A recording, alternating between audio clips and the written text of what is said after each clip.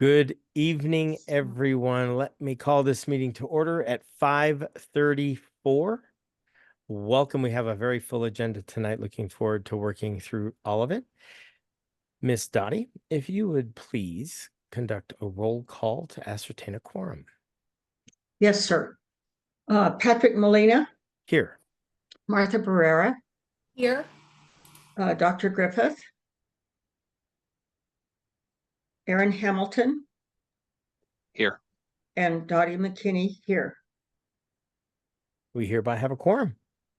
And the staff in attendance includes Mr. Jay Colander, our head administrator, and in the waiting room, so to speak, is Katie Rarick and I'm in the wrong screen. Esmeralda Valdez and Dustin Sparks, our legal counsel, and they will be promoted to panelist when it's time. Very good. And finally, our Pledge of Allegiance. Miss Karen, if you could flash that snappy flag.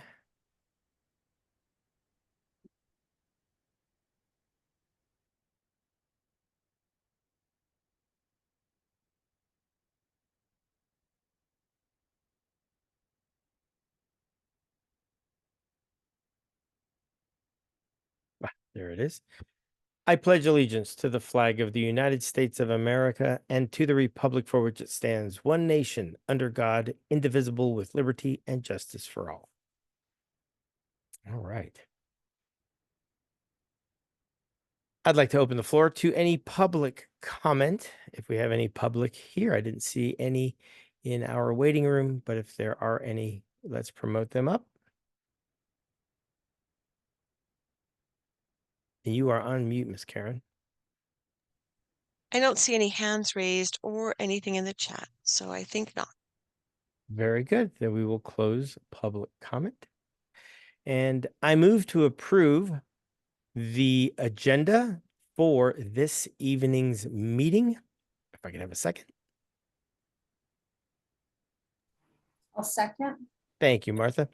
Did everybody get an opportunity to give it a read? It was being adjusted right before the meeting as well. I don't think it was any huge adjustments, but did everyone get a look at the agenda? Same, it's a full house, but I think we can keep it moving along pretty nicely, especially the closed session. I'd like to get that wrapped up really quickly because I think we've all done enough reading of all of the documentation beforehand, board folks, and then we can deliver those evaluations in the closed meeting because it is a personnel matter. So hopefully I've done my homework well enough to make that a quick and pleasant process. Any corrections or other observations with regards to the agenda? Very good. Discussion is closed. Miss Dottie, would you please conduct a roll call vote to approve tonight's agenda?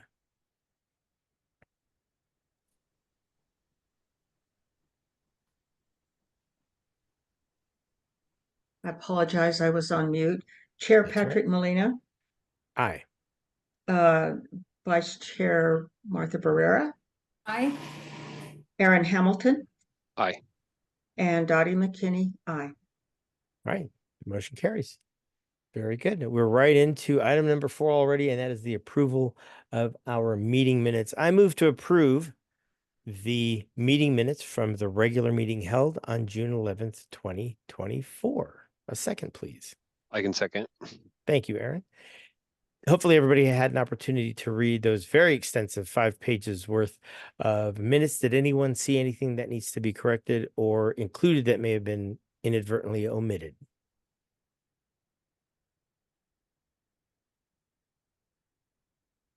They looked awfully complete to me, but sometimes there's a little word here or there that gets overlooked.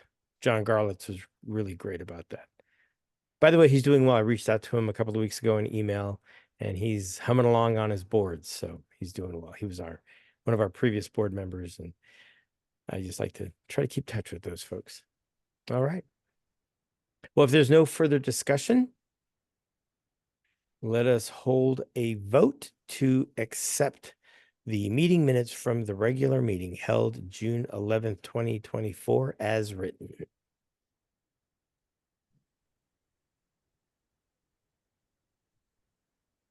You're on mute, Dottie. Chair Patrick Molina, Aye. Vice Chair Martha Barrera, Aye. Aaron Hamilton, Aye. and Dottie McKinney. Aye. All right, the meeting minutes are approved from last month. Thank you all so very much for giving those a look. And we're right into our Finance Committee and report outs. Let us promote Miss Katie Rarick to lead that show. And while we bring her on board, I move to accept the Finance Committee reports as presented by Katie Rarick to include the check register, bank reconciliation, and any additional reports as presented. A motion, please. Or a second, please. I'll second. Thanks, Dottie.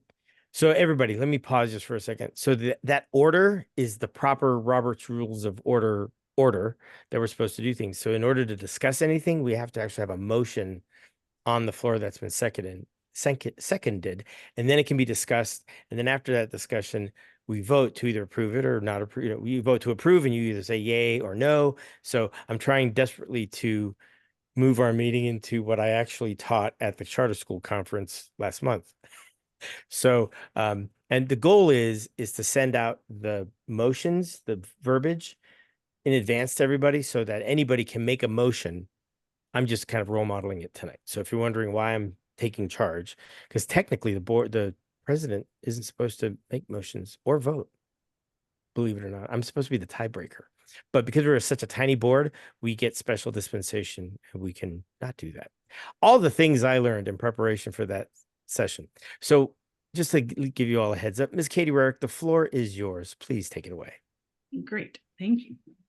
Okay, so we don't have a formal finance presentation tonight because we are working on closing things for the audit. Also, your bank rec and check register just got uploaded because of the holiday.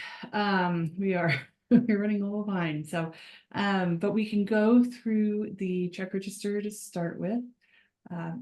We did try to pay all FY24 bills in FY24. There will be some that are lingering that we will accrue for on the audit. But most of these are pretty standard, especially your payroll fee and your payroll. Your payroll was a little bit higher than normal because we do run double payrolls in June for your summer payrolls. Any questions on the bank rec? Yes, ma'am.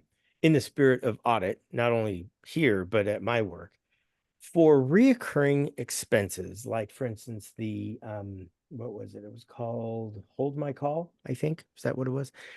How do we purchase that? Could we discuss that next month? Could you come kind of prepared on how we handle those procurements because they are reoccurring costs? Was that just like a month to month, or is it on a contract or whatnot? So it'd be interesting to see how we handle those types of procurements, because then our past little mini audits that we've said, hey, let's look at this PO and how it was approved. Now I'm curious, how do we handle those ongoing perpetual costs, and how often are they reviewed, and so on and so forth? So not tonight, but for next month, is maybe give us a couple of examples of how that is handled in the business, please. And thank you. I will put a note down for that. Thanks. So my brain does not forget. And while you're making notes, Katie, I know it was the 11th hour with the holiday and first of the month just not long ago, but can you send me a link to or a copy of the check register when you Yeah, get a Oh, yeah. chance? I didn't have it to link on the agenda. yeah, I did. Yeah, will do. Thank you. Mhm. So- Yeah. And to be honest, one of the things that sparked that in my head was an ad I saw on one of the streaming platforms I pay for. Was, hey, you can get Rocket whatever, and they will go through and automatically find everything you subscribe to, and you probably will find things that you forgot you were subscribed to. And I thought, hey, there are reoccurring charges on our check register that we probably should understand how those are procured. So again, that's the supply chain brain over here. So sorry, everybody. No, But- that's good. Good. Yeah, yeah. question. So Alright. very good. Aside from that, I have no other questions with regards to what's on the register. Anybody else? Groovy cool. I think we can look at the next document, ma'am. All right, okay, so then the next one is your actual bank rec. Here it is.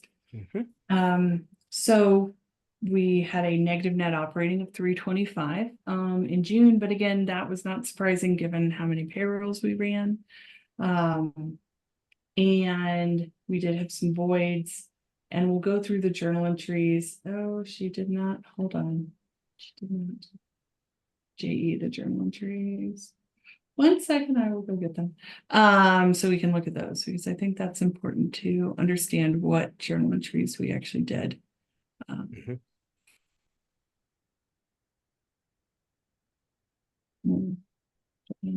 Gonna take me a second. But even though we did have to pay double payroll and we did try to pay all our bills, we still had a healthy cash balance at the end of June. Big crack, here it is.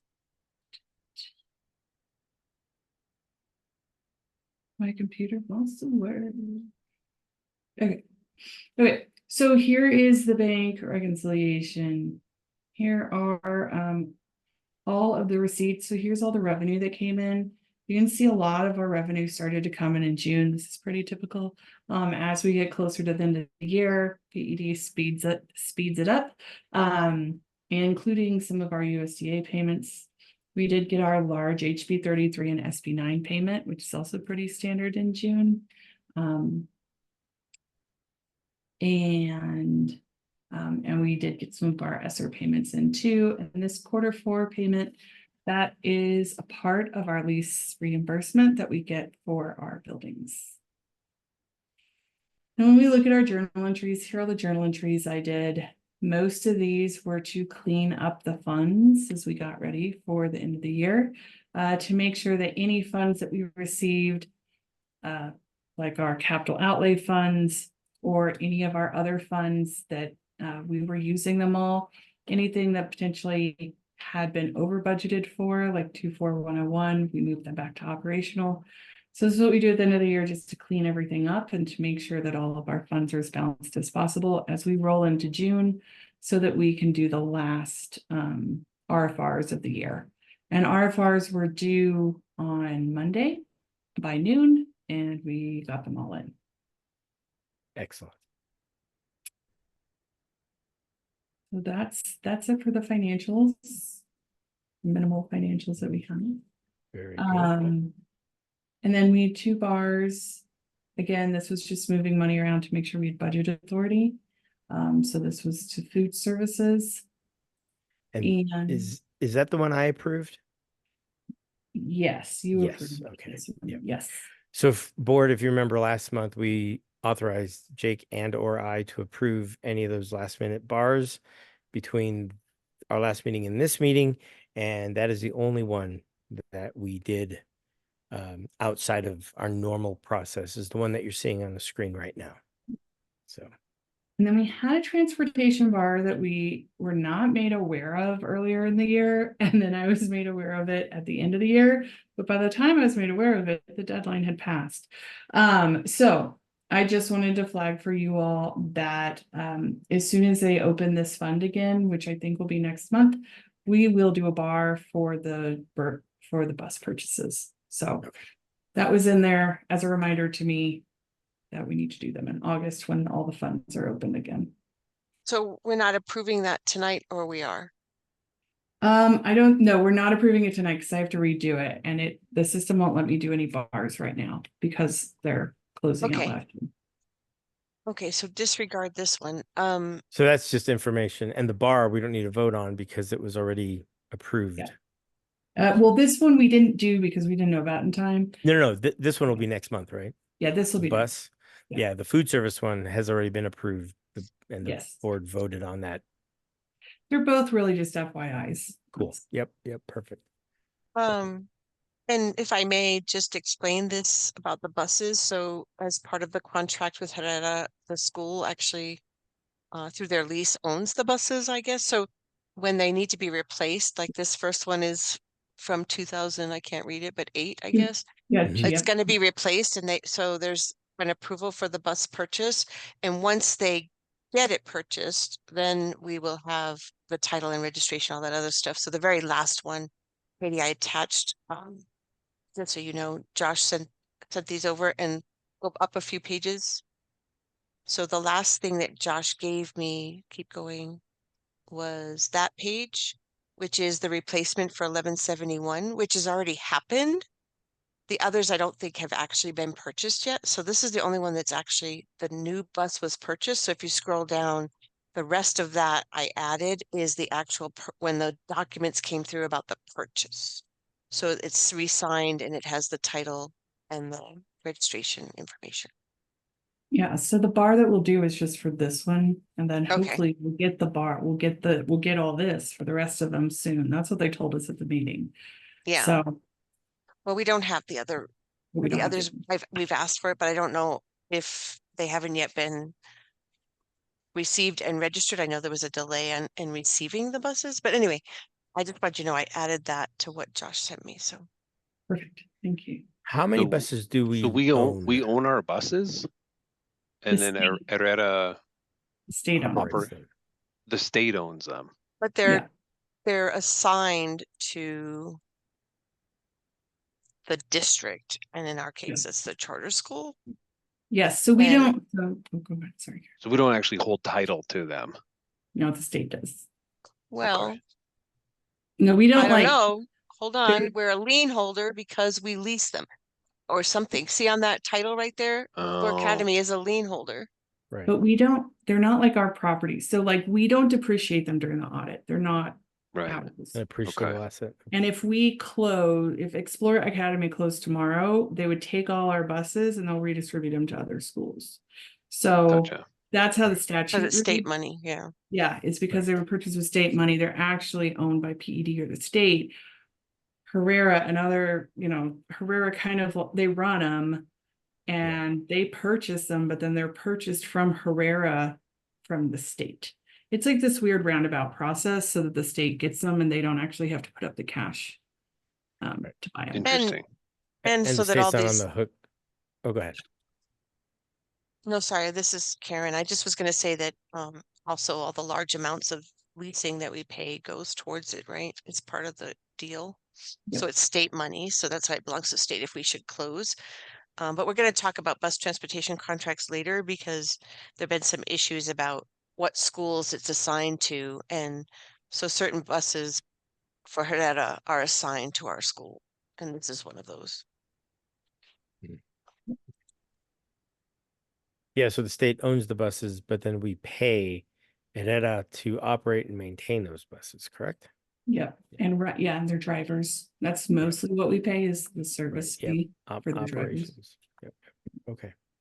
Yep, that makes sense. Yeah, kind of funny how that all works.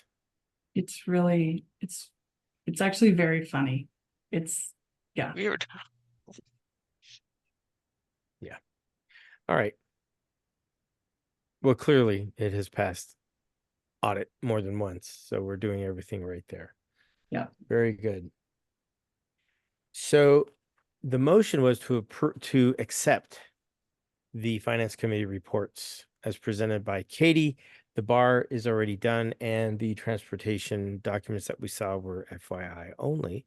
So the only thing we are voting on to accept are the check register and bank reconciliation and the general the journal entries. So any further discussion or questions of Ms. Rarick? Very good. Ms. Dottie, would you conduct a roll call vote? Yes, sir. Chair Patrick Molina, Aye. Vice Chair Martha Barrera, Aye. Aaron Hamilton, Aye. and Dottie McKinney, aye. All right. Our finance committee reports are accepted. Thank you, Miss Katie, and I hope my little ask assignment isn't too It's fine. daunting. It's fine. I have an answer, so I'll be ready with it for next time. Cool. Awesome.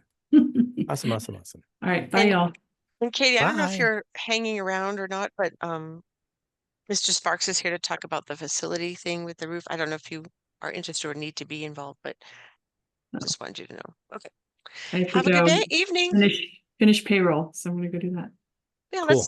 let's get people paid for sure. Thanks, Katie. Thanks. All right, bye guys. All right. So our next item is Mr. Jake Colander's comprehensive and extensive report. Jake, the floor is yours. Excellent. Thank you, Chair Molina. I appreciate it. And thank you, board, for being here. Our first step, of course, is to introduce our new principal at our K-5 campus. I'm very excited that she was able to join us. Coming from Washington, I believe, born and raised there, but I will, of course, let her provide introductions for yourself. I did want to share before she jumps in that we, as you all know, this was an extensive interview process that we began maybe in February to try to locate the right principal for the K-5 campus, and it's been a long time coming. So I was super excited to have Dr. Valdez actually join us with her enthusiasm and her energy, and she dove right in as of day one of job offer, including packing up and skirting across here from Texas to get started at the facility. And so I'm very excited and want to welcome her to the team. And I'll let you, Dr. Valdez, go ahead and introduce yourself and talk to the board. Good evening. Thank you for the opportunity to be here. I'd like to say thank you, Chair Molina and the directors of the board for giving me this opportunity to come and be an instructional leader at the Albuquerque campus for the K-5. I'm super excited. It's been awesome. It's been awesome so far, and learning a lot and having a lot of great mentors, and the leadership team has just really embraced me and helped support me so that I'm off and running. I did want to share this is my 19th year in education. My twins just graduated last year from Grandview High School in Washington. It's in Central Washington, and they're kind of off to do their own thing. And so I come with you with 19 years of experience. I've been a dual language teacher. I have been an assistant principal at 2 different buildings at the same time, believe it or not.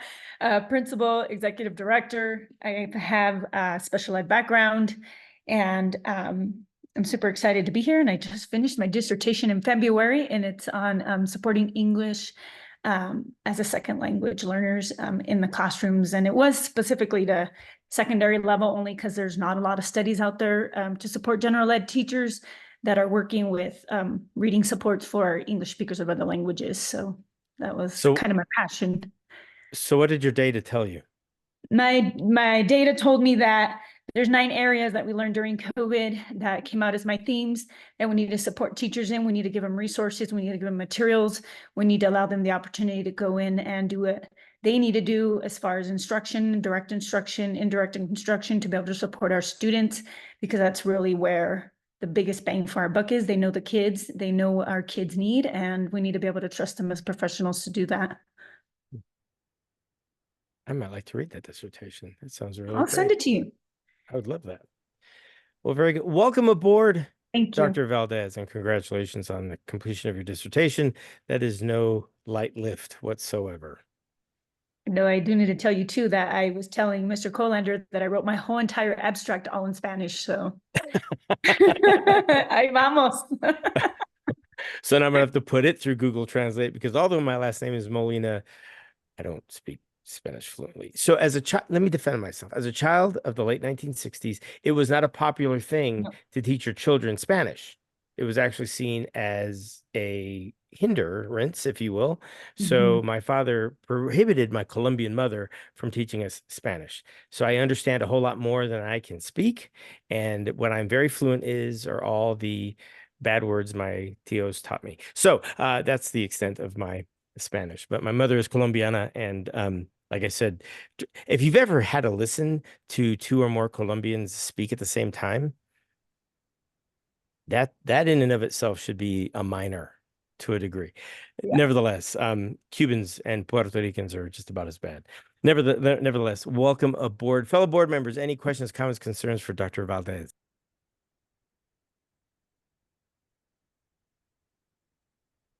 Dr. Valdez, it's a pleasure to meet you and welcome to Explore Academy. We hope you will love it as much as we do. And I think the mission and the message and the way that our students are taught, I hope was the shining star that attracted you to us. So welcome aboard. Thank you.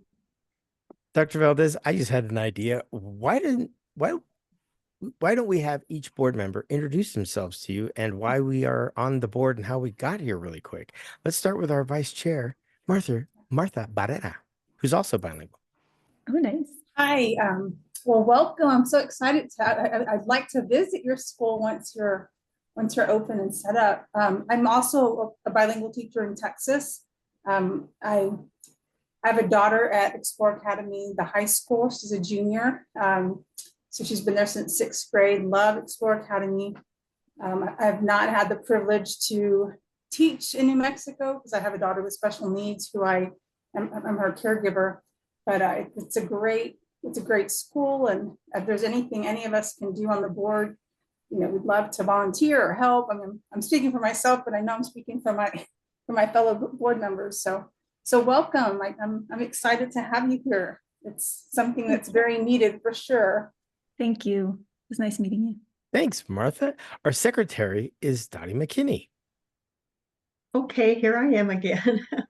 I've been on the board for a couple of years. I'm retired from 35 years experience working in procurement with a specialty in construction procurement. I actually teach construction classes for New Mexico Edge here. It's a program for the chief procurement officers in our government agencies. And I was found by Karen, who I knew previously, that invited me to submit to be on the board. And I haven't looked back. I was very pleased to be accepted and to have been the secretary. So my experience in education is the other side of the table, if you will, on the procurement side. So Nice to meet you. thank you. Thanks, Dottie. And one of our two general members, if you will, is Mr. Aaron Hamilton. Hi, Esmeralda. So Aaron Hamilton, I'm a CPA, so I frequently am traveling. So right now I'm hanging out in downtown LA, having fun while I'm here. I'm the newest member to the board. I joined almost a year ago because I have two children that are in the I guess secondary school and going into high school. So I have a ninth grader going into ninth and then going into seventh. And I also have three other children that will most likely be going to Explore Academy. So just somewhat of a concerned parent, well, not concerned, but invested parent into the future education of my children in particular. So somewhat for personal reasons while I'm on here. I used to be a dual language speaker, I'll say, but ya me traba la lengua y no puedo hablar español muy bien, but It's nice to meet you. I always tell everybody I speak 2 languages very fluently, but I understand 4. So ahí estamos. Awesome. And I'm Patrick Molina. I'm currently serving as the chair of this very awesome governing council, which we also refer to as the board. I've been on board, I think this is the end or beginning of my 4th year, I think. Martha and I are the 2 longest serving board members currently on our board. I currently work for Presbyterian Health Plan. It's the largest locally owned health plan in the state. I'm a professional development training manager. So I have a small team and we are responsible for creating all of the adult education materials for our nurses to use the software that we use to collect information on our members when they contact us from the health insurance side. The medical record side is a different organization that I used to work for. So at a Presbyterian. So how I got on the board was I got an invitation from Mr. Jake Colander saying, hey, remember when we were going to start a school? Here's our opportunity to play. So I jumped on as the secretary and then got clubbed over the head and dragged into the chair position by my fellow board members. And tonight we will vote on how many of us get to hold on to our current roles. So it's been an absolute honor and joy to serve on this board. I am surrounded by amazing people And I tease, but it's not a tease, that I'm by far the weakest link in this chain. So if it passes through me, it typically means that everybody else got it. And it's been a blast. I've done volunteer work at the school. I'm one of the approved volunteers. I've been through the whole process. And Jake and I actually helped what's the word? Chaperone last year's prom. We didn't do this year's, but we did last year's, and maybe we'll do next year's. So that's good fun. And That would be occasionally you will see me at the campus meeting Jake or whatnot. I don't get into the day-to-day. None of us get into the day-to-day business, but you may see one of our faces occasionally on your campus. So, and it's I will never a mention- surprise visit. So I will mention, Chair Molina, that Dr. Valdez has yet to offer to send me a copy of her dissertation. So you got the Oh. special privilege I'll of send being it to you able to too. I'll send it to you. said document. And I will say that it has been almost 15 years to the dot that I met Chair Molina at the University of Phoenix. He was my yeah. trainer there. So if he was, so he's been training people for a long time. I will And- send it to and- you too, Jake. I can't believe that's been 15 years, but you're right. It's been a heck of a deal. So that's how we all got to this point. And we're all volunteers. The entire board are volunteers. So it's really remarkable, the dedication that all of these fine people give to the school and to the faculty and staff. And Miss Karen, you had your hand up. I just haven't gotten to meet Dr. Valdez myself, but hi, I'm Karen Warner, and I'm not on the board. I'm the director of compliance, so I'll be getting with you at some point on a lot of things. But I serve as the board liaison, so I do help facilitate meetings and agendas and whatnot. So, but also do a lot of work with the school leaders on compliance issues. So nice to meet you. I'm excited to meet you. have you on board. Nice to meet you. And to Jake, Patrick did ask for the dissertation though, so. I did. And But there's a I'll send it to reason. you. There's a reason behind that, and it is data driven, because I'm working on a project with PED on charter school data, and have actually visited with Kim Faulkner, who I met at the conference, and is their new data analyst person, and it was a very sobering conversation with how we use the data in our state to compare school to school, school to state. And I don't find it to be terribly robust or informational. So I'm going to try to help them create information from the data that's actually actionable and that makes sense. And there's no hypothesis testing. Anyway, so your dissertation will be read by somebody who kind of has an interest and maybe a little bit of knowledge on how to interpret all of that information. So I'm really looking forward to it. So there you go. There's the board. Do you have any questions of any of us? Feel free. Not right now. I wasn't sure if I was going to get to ask questions, so I just kind of came prepared to like do an intro. Yeah. I was No, a little not at all. nervous, but I'm super That's okay. excited to be here. And again, I want to thank all of you and Mr. Colander for this opportunity to be able to be the principal at the K-5 campus in Albuquerque. Awesome. Absolutely awesome.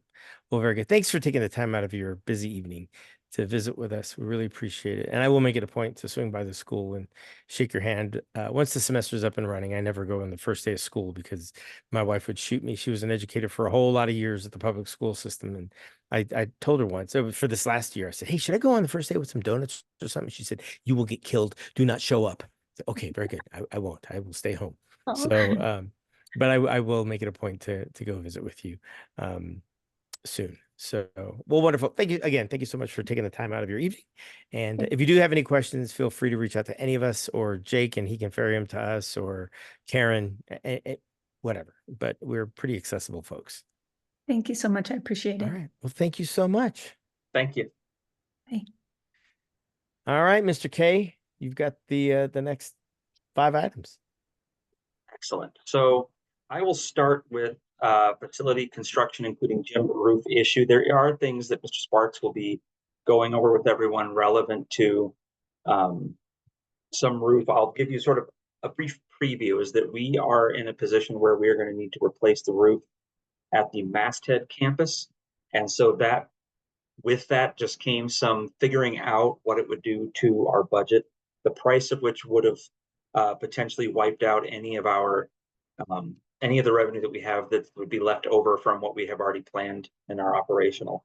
So we've been looking at some alternatives for that. I'll let Mr. Spark kind of talk through that, and if there are other details that I'm privy to afterwards that will help to illuminate that decision, I'm happy to share.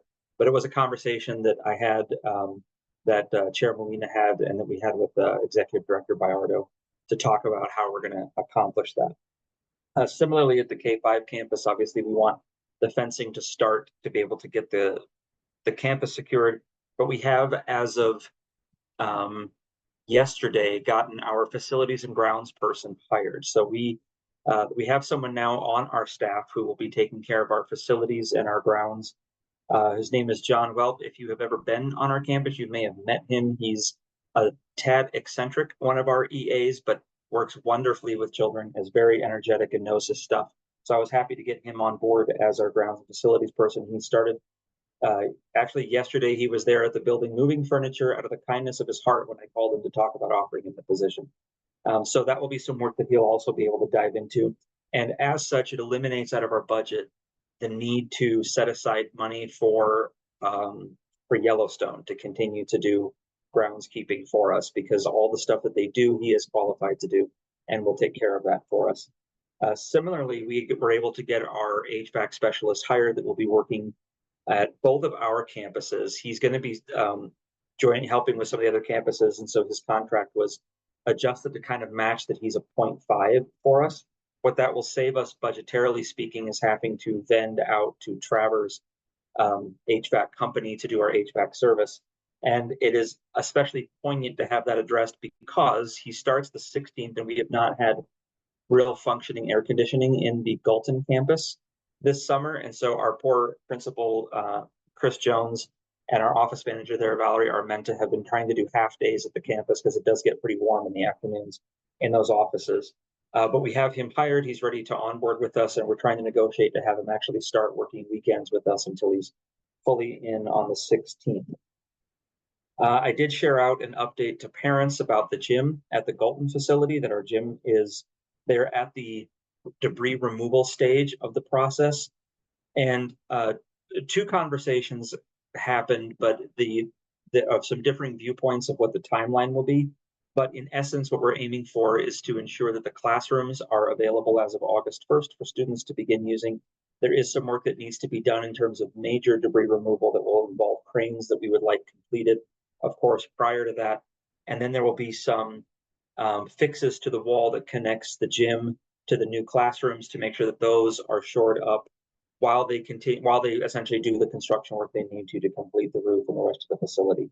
But the goal and intent from all parties involved is to have those classrooms accessible August 1st for kids, which means our teachers, hopefully August or July 29th, will be able to start moving some things in there, because we did hire with an understanding those 8 rooms would be available. And if they are not, then again, I default to poor Principal Jones having to figure out a rotation schedule for our teachers until those rooms are accessible. But hopefully all parties are in there.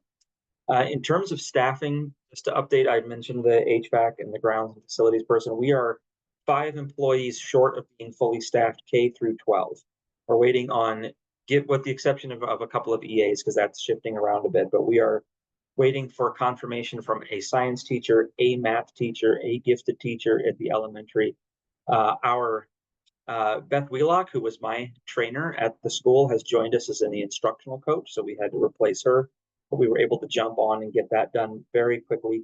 And one of our math teachers, we have a position that we opened for math intervention and SAT chair, and she has put an application in for that, and she will be great for that. And so we are quickly trying to also hire her replacement. So we're very close to being K-12 fully staffed. I think our principals and our department chairs are for sure ready to be done with the hiring season, which will be great. Tomorrow, Thursday and Friday, is our new staff training. If any of you would like to stop by, we are lunching at Hello Deli. That will be on the school, my card, but reimbursed. But please feel free to join us. Let me know if you'd like to, and I will add your name, because we're sending our orders in ahead of time. But you're welcome to join us for lunch. It's an hour of just meeting the new people, the new staff. We are inviting a couple of people from Rio Rancho to join us because their new staff for the mid-high is relatively small. And it'll be the first Albuquerque summer new staff training from our brand new Director of Instruction, who was our instructional coach, Valerie Mays. So that'll be great. It's going to be a cool time. Please let me know if you'd like to join us for lunch tomorrow. I'll be happy to do that and get you on our ticket, and you can meet the new teachers and just hang out for a meal, which is really what I'm going for, is to meet them and hang out for a meal. So that'll be great. Student enrollment looks like the projections that we talked to in terms of enrollment. We were projected to bring in just over 1,700 students. What we budgeted for was just over 1,500. So we were trying to do 200 students over.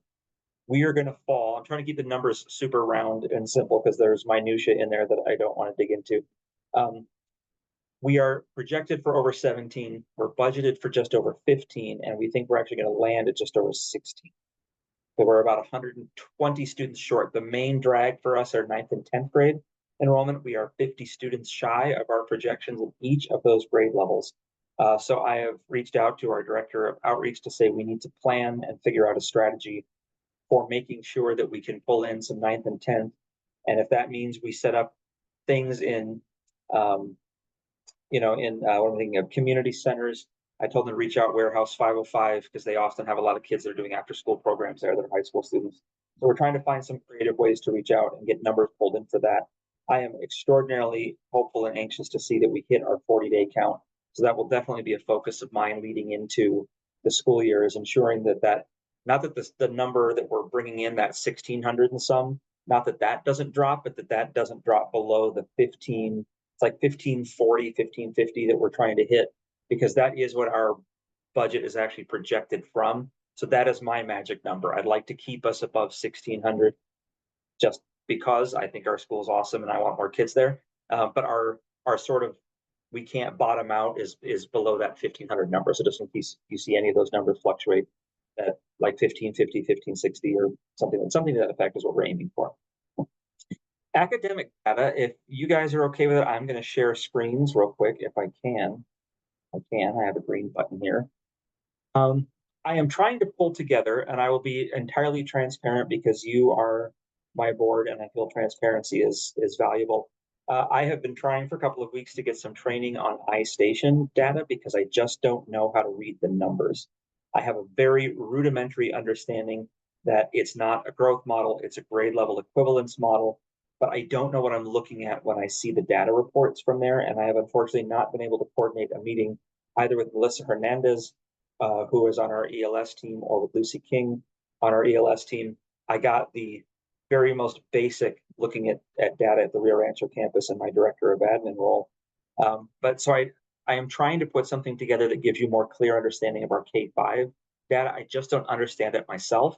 And I would be terribly embarrassed if I were to present a table to all of you and say, looky here, and then I have a question that I cannot answer about it. So I'm going to prefer to just hold off and get that put together in preparation for our August meeting.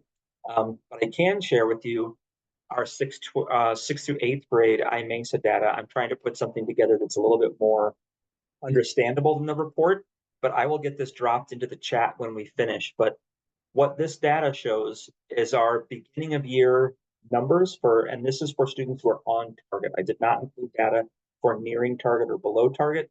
I just wanted to focus on target students. And then I tried to disaggregate it based on the Yazzie Martinez populations we have. So Hispanic, Black, Native American, economically disadvantaged, and ELL. Some of our grade levels do not have enough number of ELL students to have had end of year data. So it threw those off. So I put X's in the places where we didn't have sufficient. Our 6th grade, of course, reading, language, and math across the board, 49%. I have no idea how we hit statistically that same number in every topic, but that's where we landed.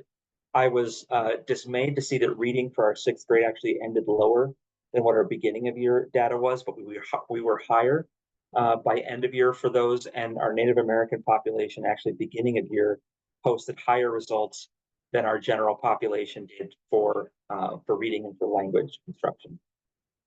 7th grade, which splits pages, so I'll try to get it all put together. 7th grade, of course, went up across the board.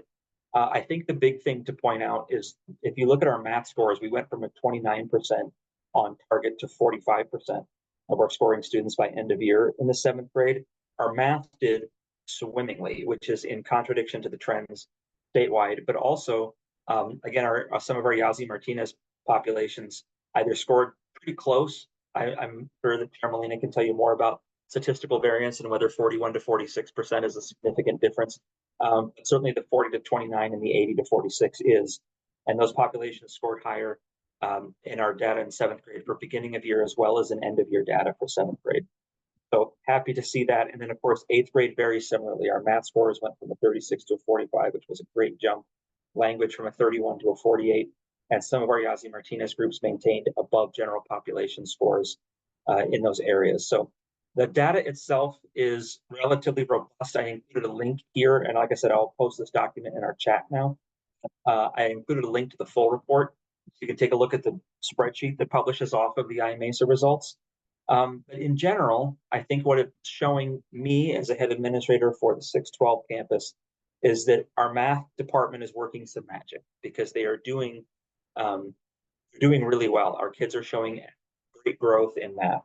Our reading is going to have to start answering questions that is data-based, nothing that should embarrass them, but just essentially say, how is it that to me, stagnation from beginning of year to end of year, stagnant numbers is the same as loss, because it means over a course of a year of instruction, they still couldn't grow. And that means they lost a year. Essentially, they'll start 7th grade where they started 6th grade. So I count that as a loss.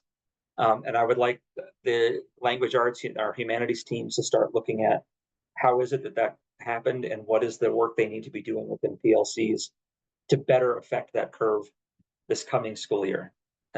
So that is the academic report. I'm sorry, it was brief. I don't want to share out academic data for the K-5 that I'm not versed well enough in, and I've been working to try to get those meetings set up. And combination of people out on summer break, holidays, once you're on break, you get sick. That's my life for some reason. As soon as I get vacation, I de-stress enough that I'm okay to get sick now. Apparently, is how my body works. And then I guess Karen, the 24 mission goal report, is that something that your name's next to it? So I assume you were going to jump into that. Yeah, I forgot that I was on there. I was working on this bus contract. But yes, let me. You're certainly welcome to share it. I just as part of your performance framework, board members, there is a mission goal. And you may recall that from our contract renewal preparation work. We are not yet on the new contract. This is the last year of the current contract. And so all we had to report was the 6th through 12th grade, very similar to the goal we set for the next contract, but it's basically around the end of each term. I could share my screen if that's helpful. And so we compile all the data for every kiddo in grades 6 through 12, every end of term assessment that they take for their seminars. And this is a percentage of the kiddos that passed those, with 70% if they're in grades 6 or 7, 80% in grades 8 through 12 are the passing grades for Explore. And since we have an overall total of 84.38%, the measure is exceeded the mission specific goal around our seminars. So just wanted you to know that. We won't have another annual report like we normally do for this current school year, SY24, because the Charter Schools Division and the Public Education Commission decided that our renewal visit and application and hearing and all that went with that was sufficient for oversight for this year. So the only piece of the report that we have is this mission goal. There won't be a full report this year. Any questions? Can you explain the total row 2713, 4624? What do those numbers mean? Total what? The total is the number of exams taken in each term. You'll see some columns have term/quarter because, as you know, our 6th and 7th graders aren't on the seminar shorter terms, they're on the quarter-based system. So T1 would be just your 8th through 12th graders and how many exams were taken and how many were passed and what that percentage is. T2 quarter 1 includes the 6th and 7th graders because they're on quarter basis. Then T3, again, the second 8 through 12, P4/Q2 is 6 through 12. Exams taken, seminar exams taken, and the number passed and the number Gotcha. percentage wise. So 2,713 exams, what subjects do those cover? Those are all subjects. Those are All- all core content. They would. Are Yeah, they just the core? I don't know if they were elective, just core assessments, Core. core content area. yeah, I think so, because they're going to run off the Google Forms is my guess, and the electives are probably performance based, which wouldn't have pulled the data. Okay. I don't. I'm sorry, I didn't pull the data, Justin did, but that makes sense to me. Core Yeah. content. So math, English, social studies, and science. Okay. Yeah, so every kid in 6 and 7 takes approximately 20 different seminars in a year. 8 through 12 takes to 40 seminars per year. All right. Very good. Any other questions regarding this one pager?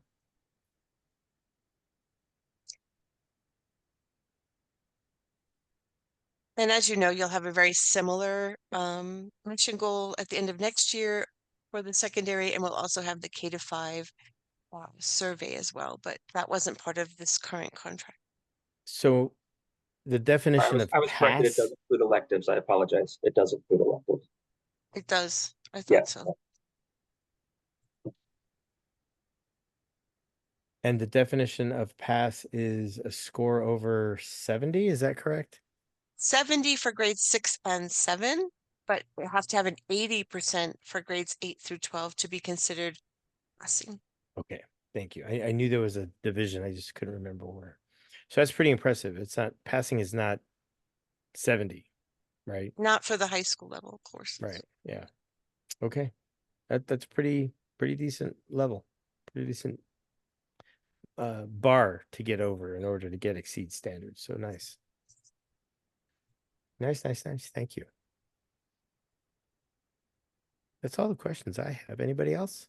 Very good. Any questions for me about anything within the school report?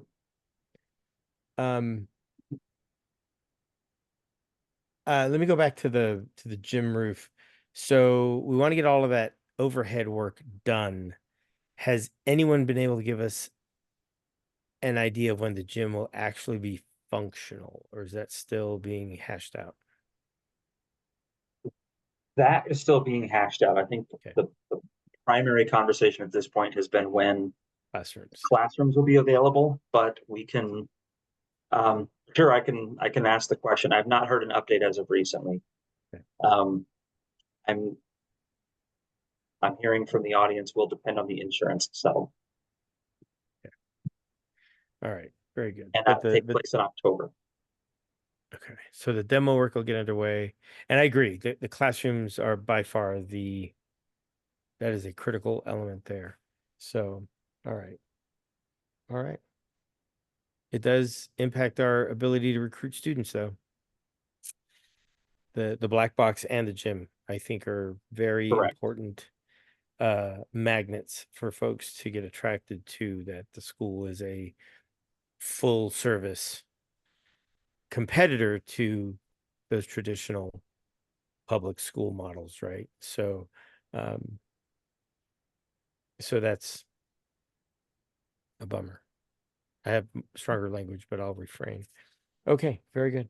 Jake, that's everything I can think of. Anybody else before we move on to the equity count? Oh, I'm on the wrong. No, equity council. Yeah. Yes, ma'am. I had a couple of questions. Do we have on the student enrollment, do we have the applications in? Or we're still literally recruiting the numbers to try to meet those goals for the 9th and 10th?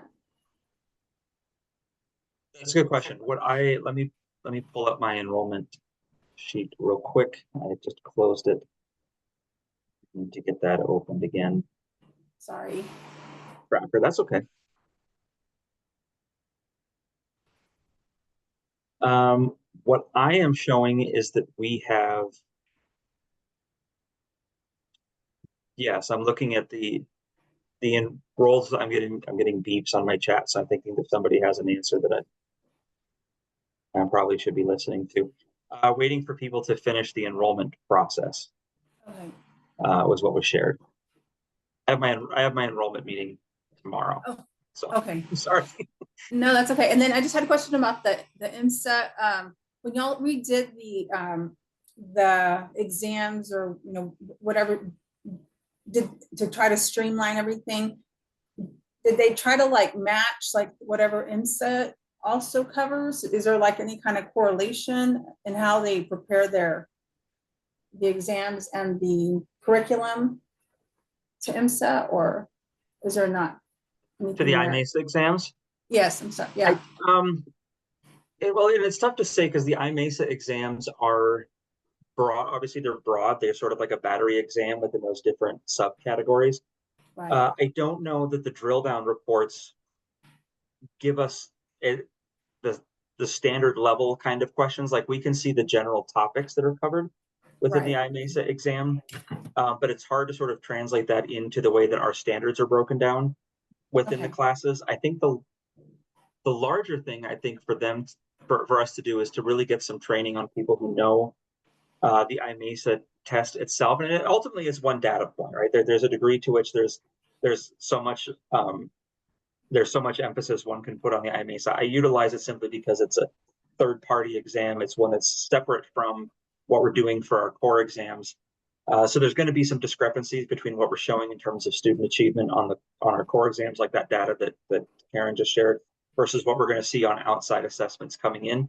What I do look for, of course, is how we perform relevant to other districts.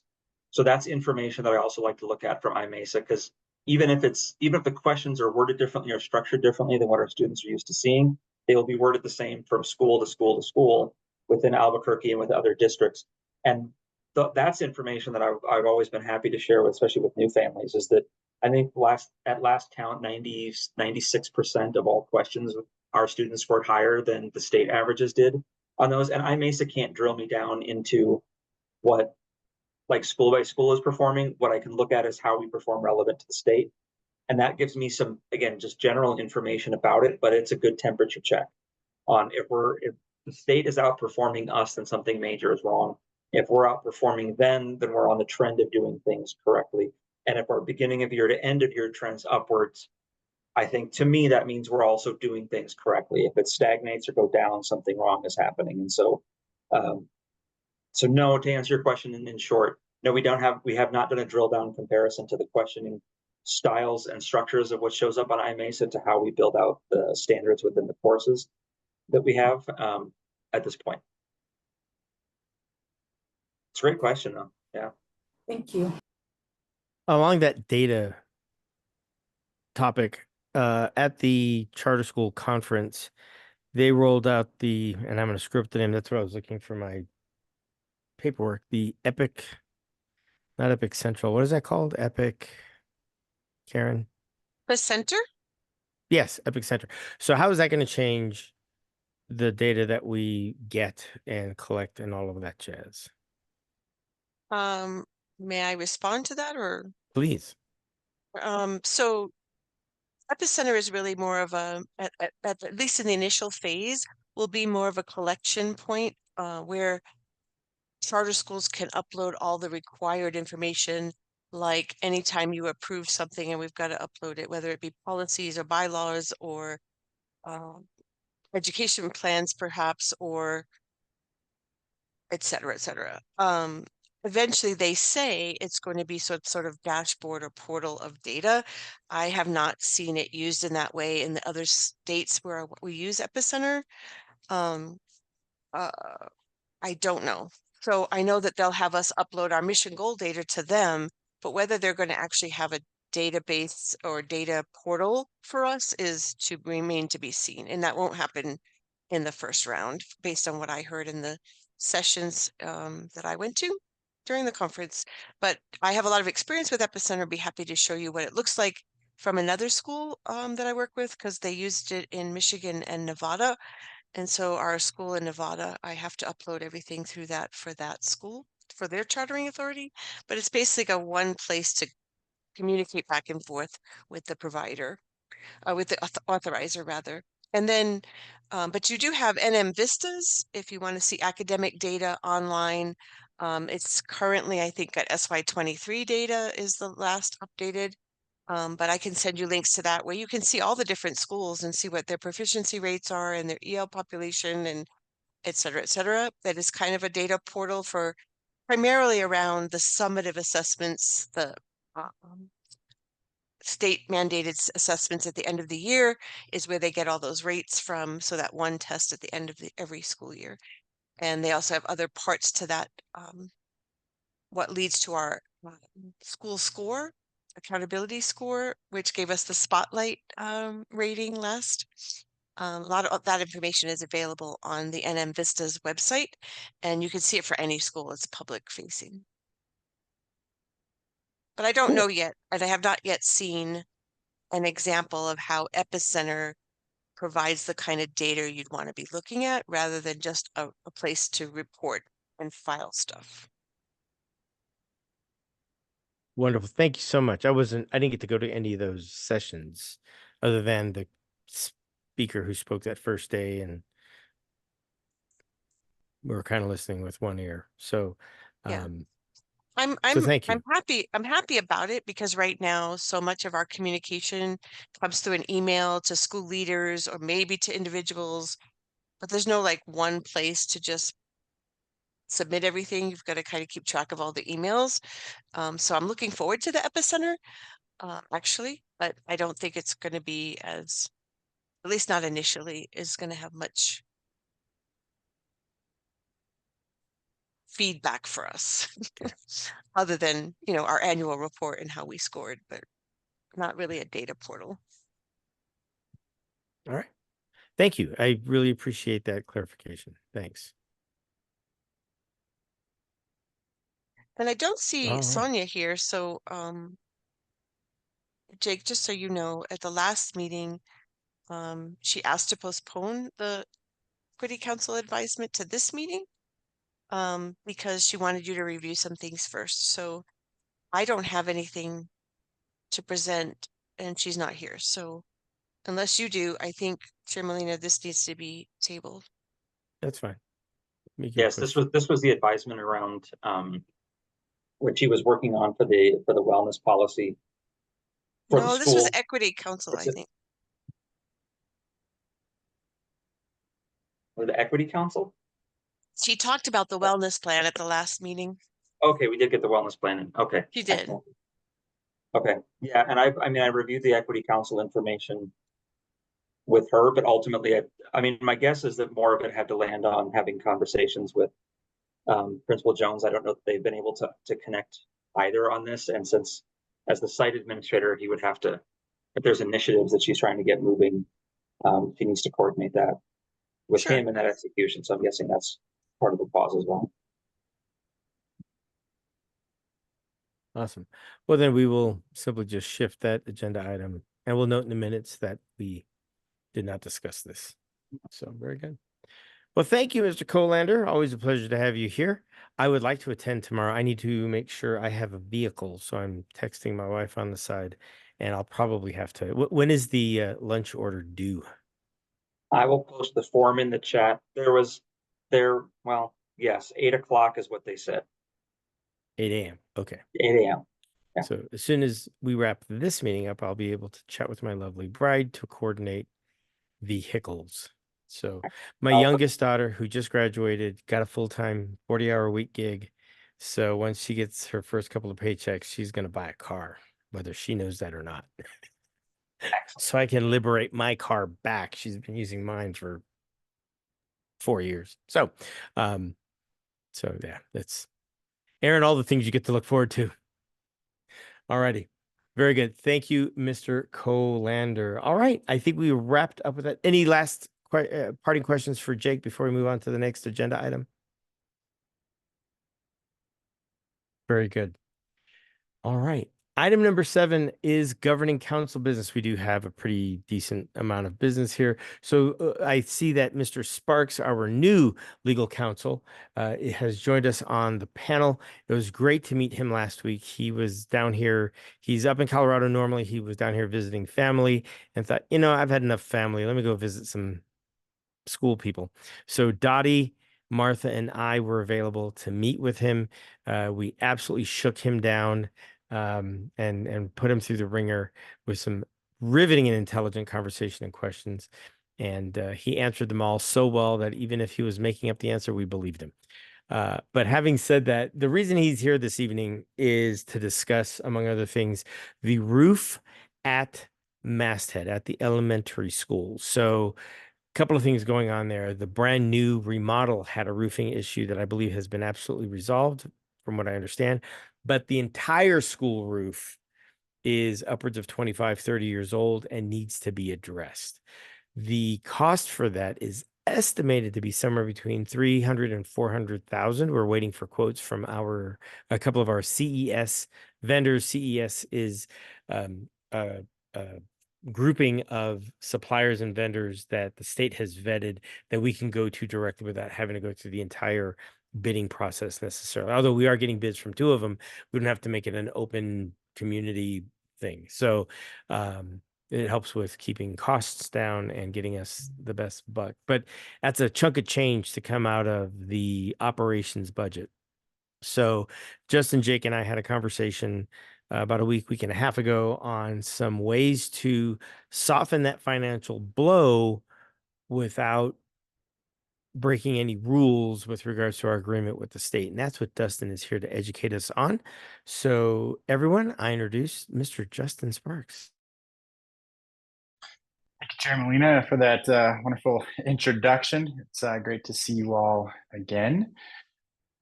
I was able to meet with Justin and some of the bankers that are proposing to provide financing for you all to replace the roof. And so the objective today is to share that information and get guidance from you all if that's something you want to move forward with. The final approval from you all would not come until we have actual written documents and terms of what that interest rate and cost would be to do that. But the proposed structure is that a bank called HJ Sims would make a loan to a new foundation that has been created. And that loan would be distributed through separate agreements between the Explore Academy and the Explore Academy Las Cruces and Explore Academy Rio Rancho for different projects.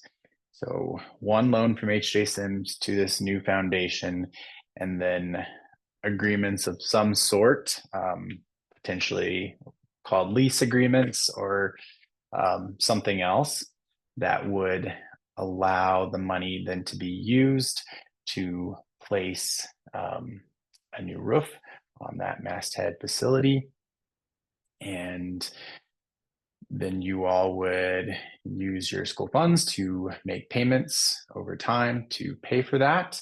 And then eventually, if you refinance your bonds, you would pay off that loan with those bond proceeds and wrap it all into one agreement. So you all have a lease with a foundation who has those bonds, who borrowed the money for those bonds, but this would be a short-term loan that the foundation would be taking out. The proposed term is 5 years that they would just be placing with one of the bank's high net worth clients.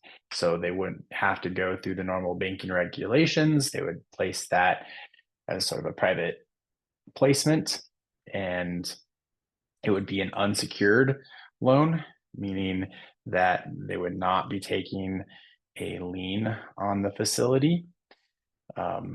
State law requires that the improvements that you all make, that the school gets a lien on that improvement so that you can recapture the cost of whatever you all are putting into it, but you could not grant a lien, nor could the other foundation that owns the building grant a lien in favor of the lender.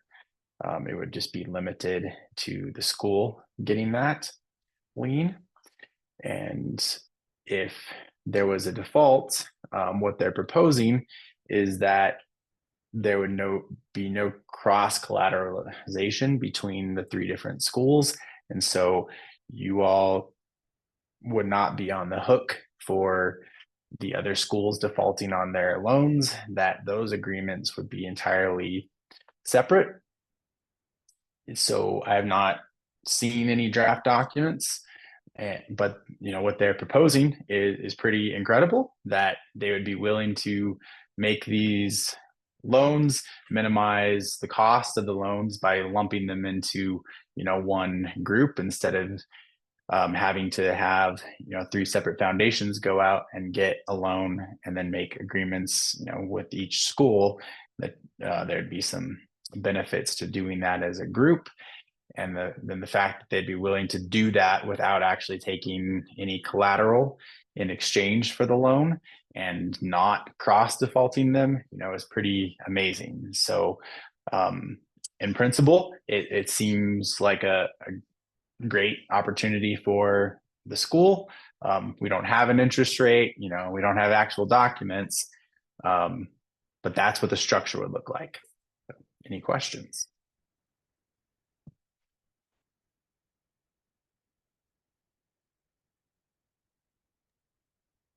Yes, Miss Martha.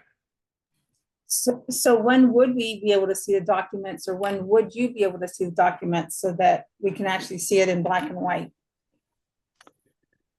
So if you all say in principle that you like the idea and want to move forward with that, then the goal is to have documents for you all to approve at the August meeting. The law firm that is representing the foundation that has been working on this with Justin Bayardo before you all hired me has been impacted by the hurricane and was not able to join the meeting yesterday, or they were able to just send out an email saying, hey, we have no power and unstable internet. We'll get back with you as soon as we can. So that may cause a delay in getting some of these things done, but that was the goal, was to try and have actual documents, actual numbers for your August meeting. And if not, then it would just get pushed to September. So if I understand correctly, I think the request at this point is to maybe even approve, be a motion for Dustin or Ms. Sparks to pursue this, if you're interested in doing this, and then it wouldn't be approving the final document until he has such a thing. But do you have questions about this potential project? Is it something you want to consider and give him the green light to go move forward? I think is what we're looking for tonight. And then final approval would not occur until all had been worked out and you got to see the details. So then I move to approve going forward with the proposed process to secure financing via, what's the name of the foundation? It's not you said a new foundation was created, Dustin. I don't know the name of I think it's Explore the foundation. Facilities Group. Okay. So but via maybe don't name it in the motion, yeah, I think just in leave case. it out. Okay. So via the foundation, in order to replace the roof on our masthead building. So we're just approving, going through the process. We don't have any documents to actually approve, but it's giving Dustin and Justin the go ahead to continue the process. They've done all the legwork to see if this all passes muster with the state, because as I think everybody knows, our schools are not allowed to take on debt. We cannot do that. So our two choices are: we go through this very unique foundational structure that allows the foundation to carry the debt, and we would pay that debt back. We would pay that via that lease agreement. And because we're already leasing the buildings from the foundation, so, or we say, Jake, you got to pay for it straight out of your budget. And it's one very large check to pay, which will then impact operational expenses for this school year. So it's pay now or pay the foundation in installments until that roof is squared away. So, and Justin, Jake, and I had a healthy conversation on this, and I did ask some very pointed questions. The big one was, in an audit, what does this look like? And they seem to have very intelligent answers. And then we brought Dustin in to validate that everything met the spirit and the legality of the laws that we have to work under as a charter school. Aaron, I really hope your brain is cooking on this with some questions to help clarify this for the rest of us, because I want to make sure that, like I said, everything I've been told seems very clean, very crisp, and is intelligent on the process. Once we get documentation and see what the working numbers are, that's what we will vote on in either August or September.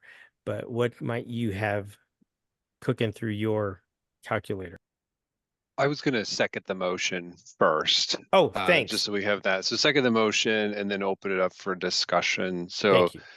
I think you answered the question, because I was like, well, what other options do we have? Because obviously we can't just leave the roof rotting, on the walls here. Right. So it needs to be replaced. So that's, and based off of kind of my limited, from an accounting perspective, what I've seen from either the charter schools that I audited in the past, but also some that my firm audits. That's the typical way this is handled. So I haven't heard of anyone just paying it straight up cash. But if we were to do it, that would probably put us in a pretty significant cash hole if we were to pay for it right now out of our operating fund.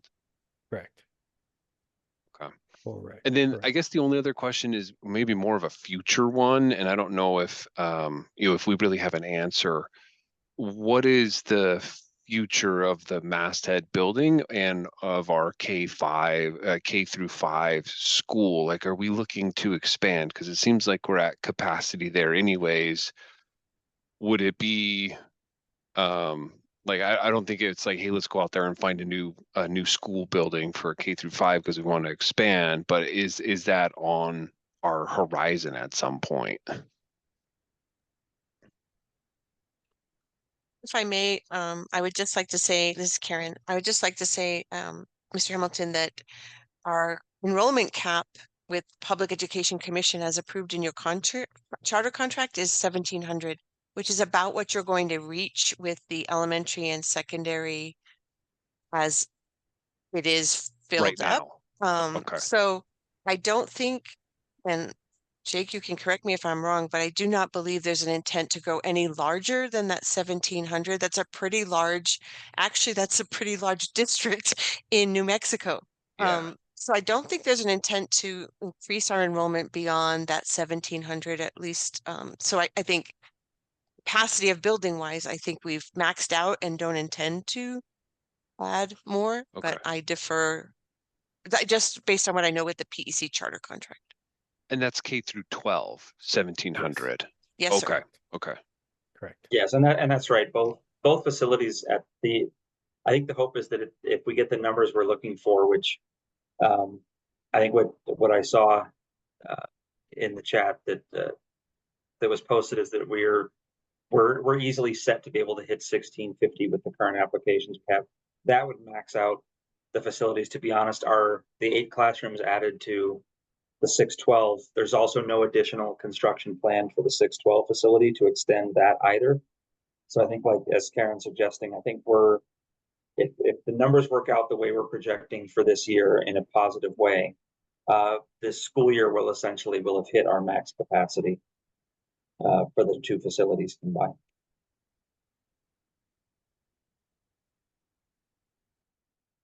And I believe when I asked Justin a while ago, is because this was a question the board has asked him in the past, are there any plans to expand the elementary school? And his answer is there's really not much more real estate available to grow that building over there. So it's I think we're pretty much at the availability of real estate at Masthead with regards to the building, parking, easements, and so forth. So I think we're pretty much there.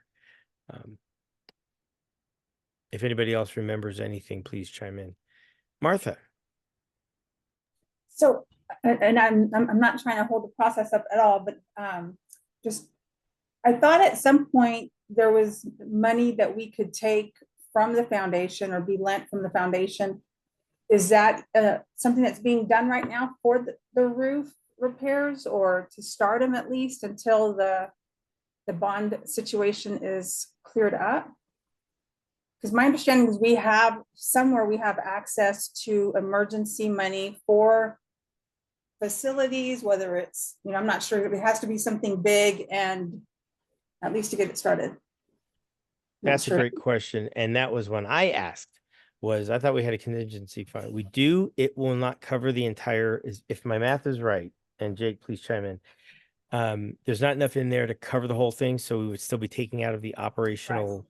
And if any other catastrophic failures, another AC unit takes a dive, or we have a plumbing issue or whatnot, we would be zero bin in that one. So the whole structure idea is to keep our operational fund whole, to keep that emergency fund truly for those smaller emergencies that impact life safety systems at the school, while the roof gets squared away and we make installment payments to that, which lessens the impact of the operational budget and keeps that emergency fund intact. So that is kind of another option, but it's a blended option between that emergency fund, which we would pretty much drain and still have an impact to the operational fund. And now we're kind of skirting a very fine line on what that school year looks like on the unexpected issues, which there always are unexpected things that pop up, right? Last year or the year before, we had heater issues, which cost several $1,000s, if you remember that. And so, yeah, again, a rather comprehensive, because I went down the same thing. I was like, all right, wait, is there a way we can do this without having, and I knew what the answer was going to be. I just wanted to make sure I knew it so that I could look you all in the eye and say, we did explore those, and this continues to be a viable option for us to get the roof squared away without impacting the business end of the school. But that's a superb question. And my understanding is we can still get it completed prior to students being rebuilt. Yeah. That's my concern. Is it like if we're waiting till next month to approve whatever? Anyways, okay. So that's another. So yes, that was the other thing we discussed was, hey, we want to get this started so we don't have guys working on the roof over children. Can we seed that to get it started while we do this process? And the answer was yes, we can. So that is, and that was one of the, again, another question I asked is, how do we do this without things potentially falling on kids, right? We can't do the work on just weekends. So Justin and Jake have really done a great job of trying to figure this whole project out so that we're getting the roof squared away before faculty and students are in there while working this whole finance bit. So a lot of moving parts in motion to get this underway, but superb questions. So this needs to occur by the end of the month? We're trying to have this thing completely wrapped up. Did I understand that correctly? Yes, this is sealing. This isn't rebuilding. This for the Masthead campus. This isn't like what we're dealing with at the Galton campus. This is getting the roof at the Masthead building.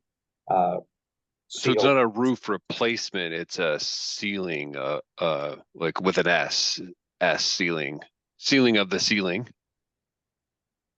Yes, that's my understanding. They're not pulling the roof of the facility off and putting it back on. Gotcha. Yeah.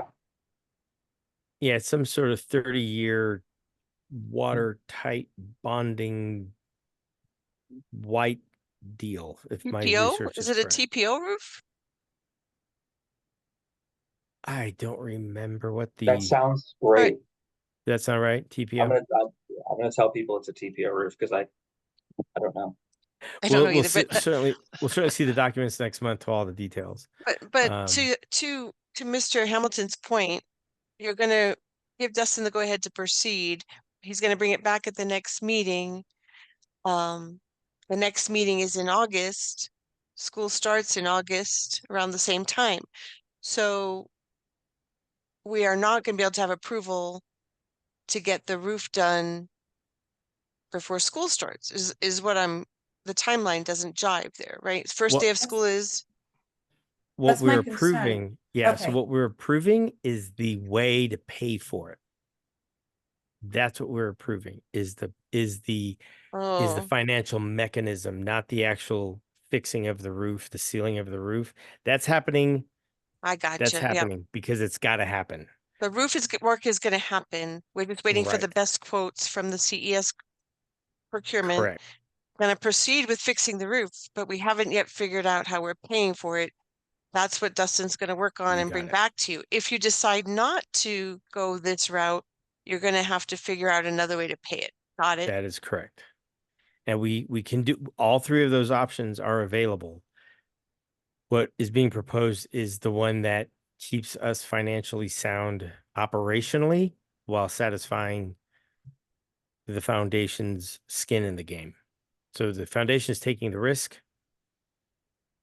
That money coming in will go to 3 schools for all of their projects. And that was the other thing I asked right off the bat was, wait a minute. If we're in bed with the other 2 schools and one of them decides to close business, are we on the hook for their portion?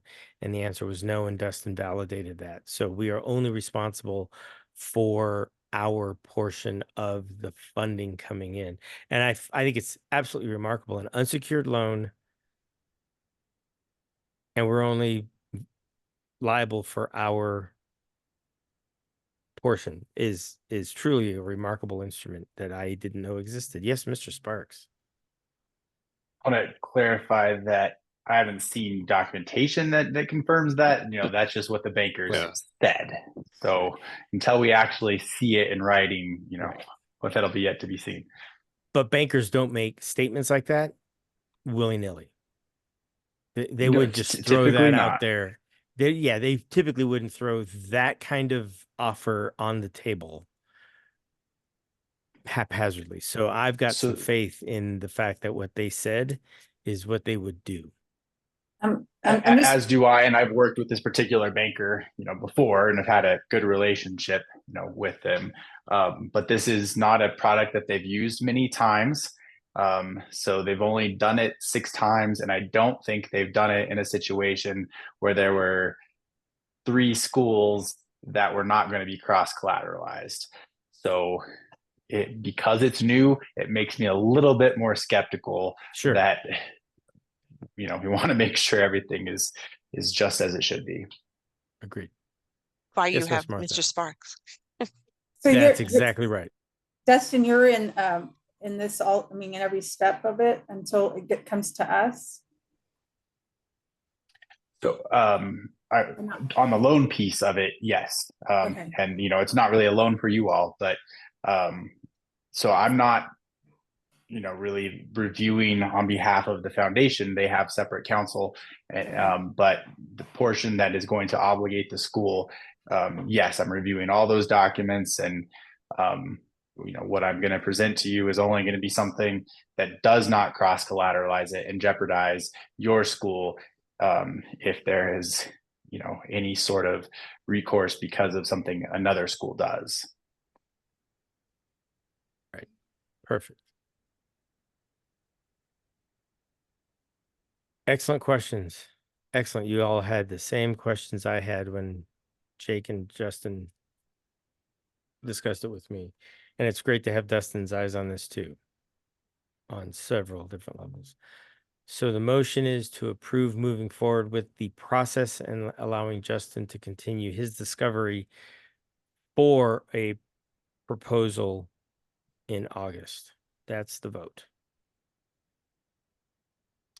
Any other questions? And thank you so much, Dustin. We've taken a chunk of your evening away from your family, and I really appreciate that. I don't have a question, but I think it's too soon to bring this up, but some legislation passed, I think it was 2 years ago, that allows the New Mexico Finance Authority to provide loans to charter schools. They have a charter school facility program or whatever they're calling it, but I don't think the funds don't come live until the fall of 2024, which is why I was clarifying the timeline there. But maybe something to look into in the future if we have another need for some type of construction project. Sure. And I don't know if this is possible, but if those funds become available in the fall or winter of this year, we could get a loan from that authority, pay off the foundation, and just deal with that. Exactly. That's what I was thinking. But I don't know if that would be done at the foundation side, right? So it wouldn't really impact. I mean, it potentially could impact our Correct. lease of the roof. Right. But okay. And releasing the buildings as it is. So Right. it all made sense to me. I just wanted to make sure the rest of you, one, had an opportunity to ask questions, make sure that it looked and felt right, and that we all understood what it is we are committing our organization to with regards to the foundation and the roof. So, yeah, all excellent questions. Dottie, anything from the construction side of your brain that you need to have answered that hasn't been answered already? No, I understand fully, and it's nice to know that they're looking at CES for the contractors to give quotes. They have excellent contractors. I'm a little bit prejudiced because I have a history with them. Yeah, sure. But yes, cooperative purchasing is allowed by our procurement code, and that's what CES does. And the beauty of CES is that 80% of our contractors are in New Mexico. So we support New Mexico. Perfect.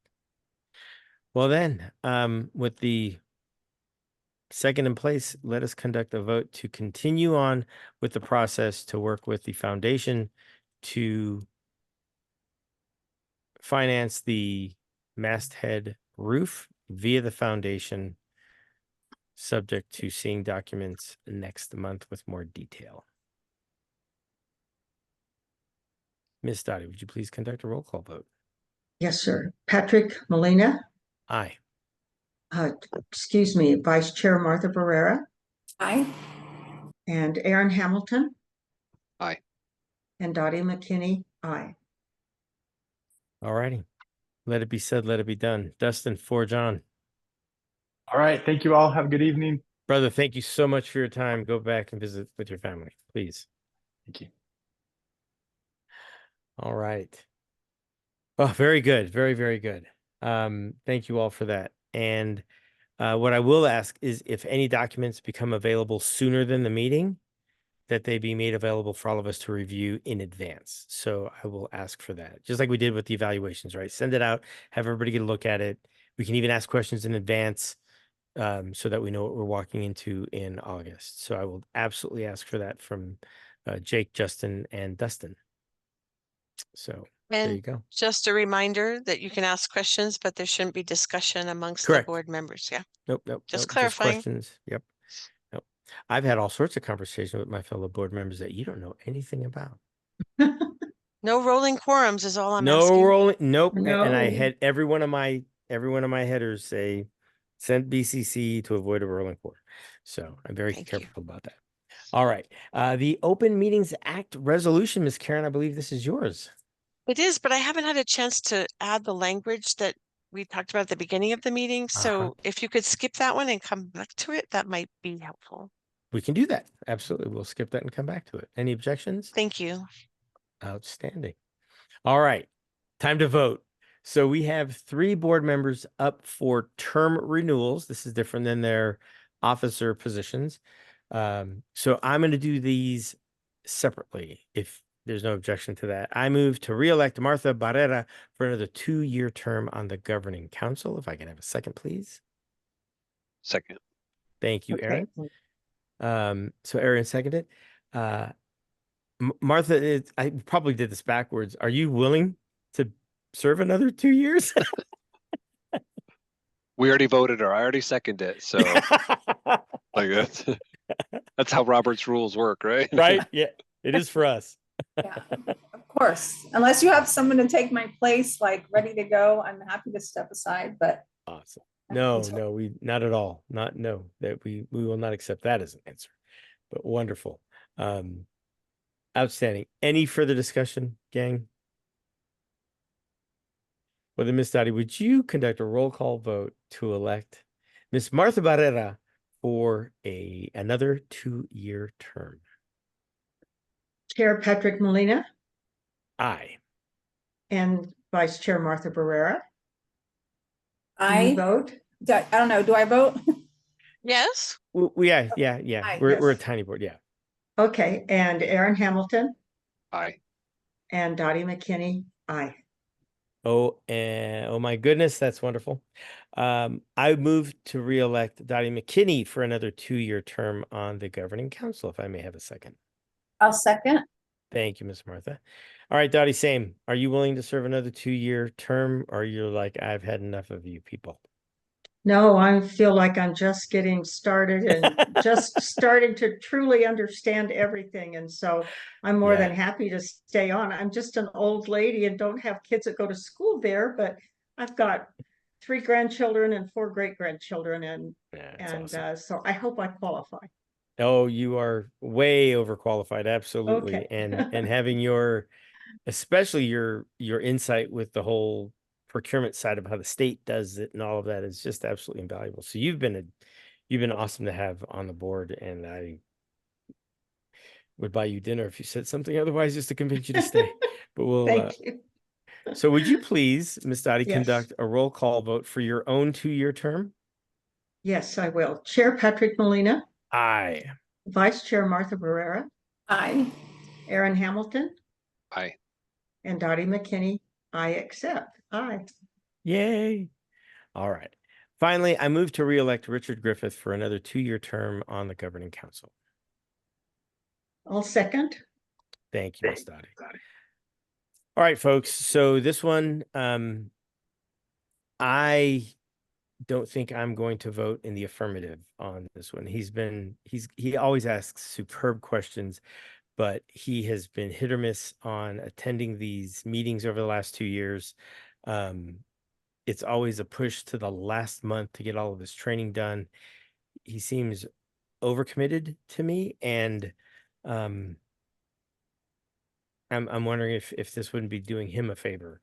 But I will be voting not in the affirmative to reelect Richard Griffith, just based on all of that. Last year it came down to like 2 weeks before the end of the year, and this is a metric on the performance framework for Explore Academy Albuquerque, and the council's timeliness on getting their training done is evaluated, especially if the school is being looked at. And for those of you who got to experience the school who was in front of us in our Mhm. Approval process when Jake and I sang for our supper, the board harped on that big time. And everybody else on this call got their training done early or at a very nice pace and got everything squared away beautifully. And that's what's expected. I don't expect everybody to spend 10 hours in 1 month to try to get it all done in August. That's not realistic. But when you wait to the very end of the school year to then get your training done, it puts the rest of us, I think, in jeopardy to have to sit there and look at the PEC and say, well, yeah, we had that 1 year, because they look at those things, and when the school is performing so highly, I think we require that of the board to match what the school is doing, in my humble opinion. Miss Dottie. So I have to ask the question if he has indicated a desire one way or the other, or have you spoken with him at I all? have not. I have Okay. not. I know his son graduated. Was it son? Graduated this year. I don't believe he still has any students in the school. Not that that matters. I don't have any students there either. But he has not indicated one way or another. Mhm.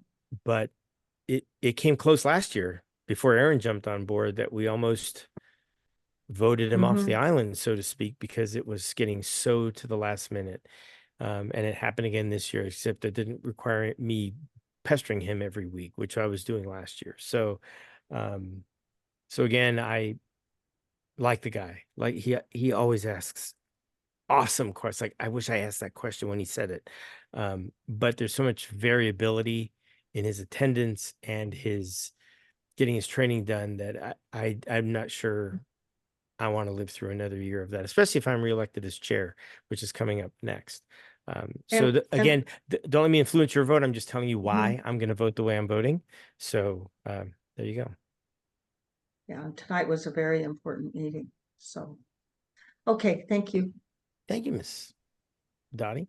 Any other discussion before I move to a vote?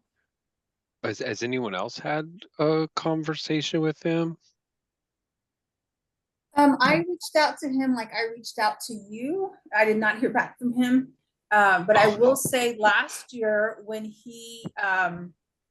when we were trying to get a hold of him because he was not coming to meetings, he was not responding to emails. He was very difficult to get a hold of. Like I called his wife, I called him, sent out a search. No, I'm just kidding. Emailed him.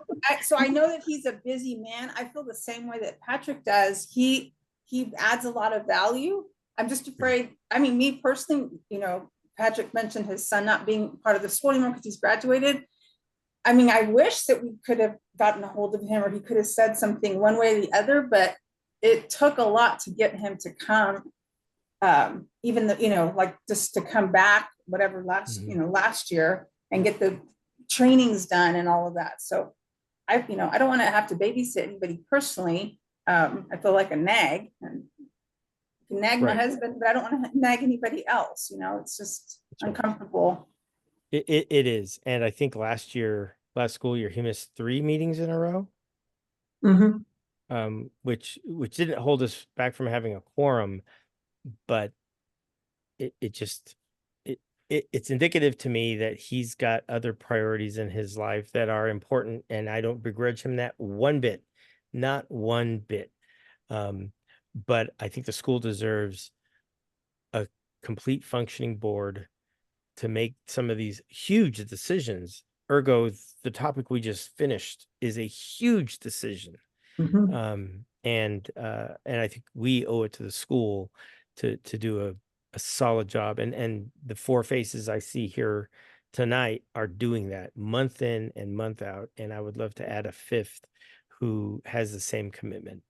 And we're not all perfect. I've missed a meeting. Aaron's had to bail out of a meeting because of a work commitment. Life happens, and that is absolutely okay. But I think every one of us makes an honest, hard effort to be here every second Tuesday night, and it's crystal clear. And I'd like to, I would like to find another member if we don't reelect Richard. But everybody gets a vote. So, any further discussion, folks, before we move on? Does anybody else feel comfortable reaching out to him, and maybe he can reapply, and if he really wants to continue? I mean, if somebody else wants to reach out to him, and if he's receptive, I mean, invite him back. Do that. Absolutely.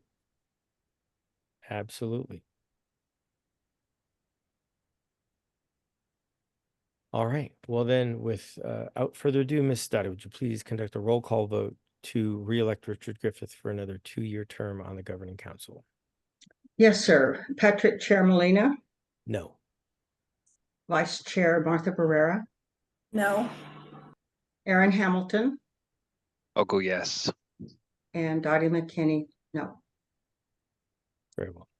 All right. So we've moved to not reelect, or we've decided to not reelect Richard Griffith. I will reach out to him directly and let him know the outcome of this vote. And if he would like to be reconsidered, we can certainly bring that up and vote him back in next month. It's as easy as that. But we'll let him know. Yes, ma'am. I just want to say that assuming that he doesn't want to be back or doesn't ask to be, I just want to advise you before you select another member. We do have postings on our website, and we've had some folks express interest, so we should review those along with any others you might recruit. I just want to point out before you make a decision that we may have some, and I've got to go check, but we may have some applications that have been submitted for the seats and would like you to consider whomever has expressed interest. Brilliant. Wonderful. Very good. Yeah. And we have to have 5. We have a minimum of 5. That's a state requirement. So we will get right after that. And like I said, I will reach out to Richard tomorrow. That's on my calendar to do. Whichever way the vote went, I was going to let him know because he's not here tonight. So I will reach out to him tomorrow. But thank you all for having that difficult discussion. Not easy to have. All right. And with that, we move on to board officer elections, and up for grabs are chair, vice chair, and secretary. And it is open for nominations. So who would like to nominate who? Yes, ma'am. I would like to nominate you, Patrick Molina, to be our chair for the next term. Yes, Thank that's you. what I'm. Thank you. Thank you. Anyone else like to nominate for chair? Oh, I can't just second. Oh, sorry. Oh, it's just a nomination. So if you wanted to nominate Dottie to be the chair, this would be the time to do that, right? So any other interest in the chair position? All right. Well, I humbly accept the nomination and your trust and confidence in my ability to do this. It's a huge honor and a privilege to do this, and I'm always humbled. I'm always humbled. So I will happily accept the nomination. I would like to nominate Martha Barrera to be our vice chair again. Are there any other interested parties to nominate? And you can always self-nominate if you wish. Aaron, would you like to be nominated? I'll nominate you if you're interested in vice chair. I know I called you, but I'm good. I'm good. maybe next year. I've had some crazy life-changing things happen, so I'm good where I'm at. I'll just be the CPA in the background. We appreciate you. We really do. Yeah, Thank so much, Bruh, so much. Dottie, are you interested at all at the vice chair position? No, I am so happy being secretary. I really enjoy it. I do. So I'm happy to be that worker bee for the board. Awesome. Martha, do you? We appreciate that. Yeah, absolutely. Martha, do you accept the nomination? I will. Thank you. Awesome. And Miss Dottie, I would like to nominate you to be our secretary for the next year. I accept the nomination gladly. Awesome. Awesome. Now, Karen, I've never done a slate before, so I'm hopefully not going to butcher the verbiage here, but I move to elect Patrick Molina as chair, Martha Barrera as vice chair, and Dottie McKinney as secretary for school year 2024 to 2025. I'll second. Thank you, Aaron. Any further discussion? Well then, Miss Dottie, would you please conduct a vote to elect Patrick Molina as our chair, Martha Barrera as our vice chair, and Dottie McKinney as our secretary for school year 2024 to 2025. Yes. Chair Patrick Molina. Humbly, aye. Vice Chair Martha Barrera. Aye. And Aaron Hamilton. Aye. And Dottie McKinney. Aye. All right, everybody. We forge on. All right. We forge on. And Aaron, I hope all of the life changes on your side have been good. So, very good. And I completely understand where you are coming from.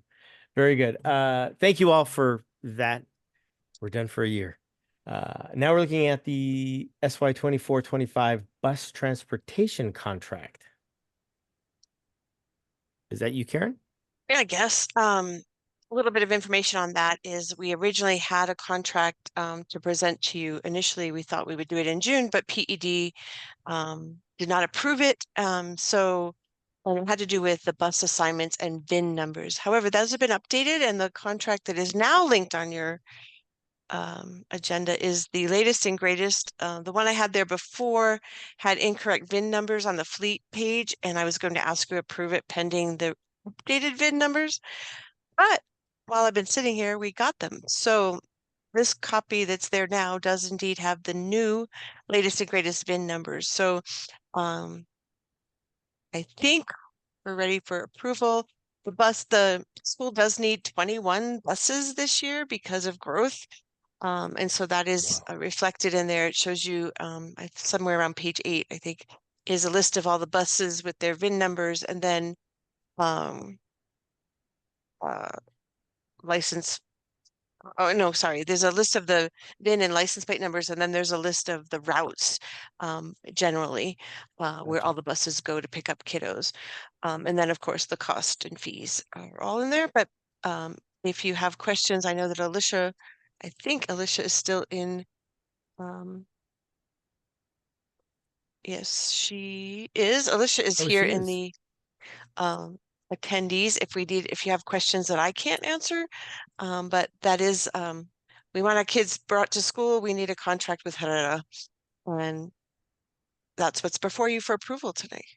Then I move to approve the 2024-2025 contract with Herrera. Herrera Coaches. That's the word I was looking for. Herrera Coaches. And a second, please. And we'll open it up for discussion. I'll second that. Thanks, Aaron. All right. So yeah, let's bring Alicia up and she can fill us in as to, I'm curious as why PED kicked it back. What is it that they Well, saw or didn't like about the It was a first? thing between Herrera and PED in terms of what buses they were assigning to us. And some of the buses assigned to us are technically APS buses. And so it had to just be all fixed but it was nothing to do with the contract per se. It was all about the VIN number page and the assigned buses to the school. All right. Karen, is that why there's a rental fee column, but maybe that the amounts in a few of those cells don't even match to anything, but some of them are blank. That was the only question I had. I know that's just an appendix and the true fee, the monthly cost is up above, but I was just kind of, it was more of a curiosity thing from an auditor of like, well, wait a second, why is this number not here in some, but it is there in some other ones? Yep. Yeah, I think the newer ones are have been identified with a fee, but I don't have an answer for you. Actually happy to. Oh, there's Alicia. Maybe she knows, but what you are approving is the sum on the end page. But I don't know why some do not have a fee associated with it. So Alicia, I don't know if you heard as you were transferring through cyberspace, but I don't have an answer as to why on the list of buses, some of them have a rental fee in the column for rental fee and some do not. I can bring up the document if you want me to. Yeah, can you do that? So, I mean, I'm not 100% sure if what I'm going to say is accurate when I see the document, but from my understanding, so basically your transportation funding for the school year you're about to enter is always based on the 80 and 120 day average bus ridership from the prior year, which is why so many districts have like these massive incentives to ride on literally those days. Like if you just, this happened to us one year, let's just say a quarter of your school is out with some stomach bug, like your next year's funding is highly impacted by that, right? Like it's a mess. So the 80 day, I mean, when I was at a different district, they literally did parties and like prizes for students to take the bus on those 2 school days. It was a big deal. So when you're a growing charter, you're always playing catch up. And yes, what I'm saying is accurate based on what I'm saying. You're always playing catch up from the year before, because like last year, if you have 1,000 students one year and you have 1,400 the next, they're only going to fund you for the amount of students that rode the year before. It's very frustrating, but we're used to it. It's happened every year. So like in our first year, we got 0 transportation funding. Everything was from operational. And then what they give you for your amount, like they give part of it is this rental fee and part of it is like the money for the lease fee. And so there's like 2 buckets of funding that come. So part of it is like the bus purchase fee and part of it is the other fee. So like there's like a breakdown there. That breakdown shows everything we're spending, not just what the state is going to actually pay for. So some of those buses will show the rental fee because those are the ones PED is willing to give us credit for based on last year's ridership going into this year. But some of them, there's nothing because PED won't give you any credit because you're not reached your capacity for growth. So after this school year, I'm hoping that we're pretty much evened out since we're not growing a ton after this year. So it'll be the first time where the 80 and 120 average for this year should pretty much be our 80 and 120 average more or less forever. And so that will even out. So if we spend 70,000 or whatever it is on the bus annually, next year we should get a little closer to what PED gives us, actually balancing that out. And then with the VIN number thing, what happens is they give you this money for the lease and the different fees, and we are helping EdUp pay for those buses, right? Because we're paying these lease fees, these rental fees. And so if, for example, a new vendor came into town and we were like, hey, we'd rather use that vendor, then you get into this process for overpayment where we either need to pay EdUp for anything they have paid for these buses so we can transfer them to a new vendor, or they have to pay us everything the school has put into these buses so we can then get new buses. So it's kind of a messy process, but that's the reason why we had to have this contract, which I know Karen was trying to give you guys the most updated one. We didn't get that until after 5 p.m. today. We've been asking for it for a few weeks. So it's been kind of messy. So that's that weird rental fee situation. And they basically base it on last year. And then they decide how much we get for this year. And so, yeah, we've been in negotiations with PED because they're also insistent that 72 children fit on every bus, which is not the case when you're in 6th through 12th grades. We usually average 50 is comfortable. We can push it to about 56. Once you get past 56, especially on the routes where there's not a lot of elementary kids, like there is no room on the bus. So we are also still back and forth with them because they want to base funding on 72 children per bus, which really is only accurate K6. Like after 6th grade, you cannot fit 3 to a seat. Actually, some of our elementary kids don't fit 3 to a seat. It just depends on the size of the child, and no leg can be in the aisle. It's against regulation, right? So we're working on it, but we're hoping, we sent these all off today. We're hoping that this now gets approved by PED. As far as what we're approving, as far as what you guys as a board are approving, nothing really changes. The fee and the number of buses shouldn't change. It's just a matter of the VIN numbers and if they're permitted to be used for our charter, which last year Karen worked through this with them. It was the same issue last year. It got worked out, but this year PED kind of held a harder stance about the VIN numbers. So that's why it's been so delayed. So Ms. Hughes has everything ready for parents because I know somebody probably is going to ask this question. We are all ready. We have all the routes, all the stops set up and ready to send out for people to sign up so that we can make routes that are balanced, but we are just on hold because if PED comes back and says we're not going to allow 21 buses, we're only going to allow 19, we can't, like, we might have to get into a lottery system for busing. So we're trying to just make sure everything's approved before we promise something to parents that we can't fulfill. So that's where we're at right now. We really hope that this solves the problem, but we're not sure until PED gets back to us. And so I think in some on this page here, that rental fee is the adding up of all the places where there was a fee. And is that first line, I assume, because that looks about right. 173,000 is probably what the school is going to have to pay. And the rest is what would be reimbursed, or estimated budget part there is what would be reimbursed from transportation, and then the total cost, right? So I think now that we've walked through it, Alicia, I think I understand that the first line is the rental fee from up above, because it's about 25,000, 21,000 for each bus. And they were like, yeah. So, and again, because it's based on last year's numbers and we're growing, we're always a little behind. Although I have to say that I think even when I was at a traditional school district, Rio Rancho Public Schools, they were always complaining that the fees they got for transportation services never covered No. the full cost of their buses. That's been an argument for many, many years, but they do what you say, make sure all those kids are on the bus on the count day. But Yeah. it's I think all schools and districts are always behind, even if they're not growing, but we have the added disadvantage that we're growing in population. Yeah, even after we even out, which I hope happens after this year, but even if we grow a little bit next year, we're going to be close to evened out. What the state gives us will never cover our transportation contract. That was and my point, especially, yeah, it'll just never happen. And the other thing that we're also at the whim of is like and the districts, I guess, are too, but if gas prices go up, but the state doesn't increase your transportation funding, you still have to pay for it.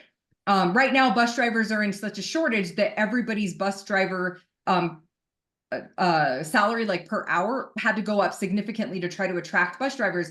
The state isn't covering that. Like, it's very similar to we get our cost of living raise and whatever, but it doesn't cover the benefits. It doesn't, like, everybody took a hit this year on everyone's budget because what we're getting from SEG isn't actually covering the increased expenses.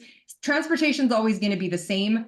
Over the last 2 years, I think we used to pay like $40,000 or $45,000 a year per bus, and now we're over 70. So, and we have no say in that. We can't argue the fee down. They're the only vendor.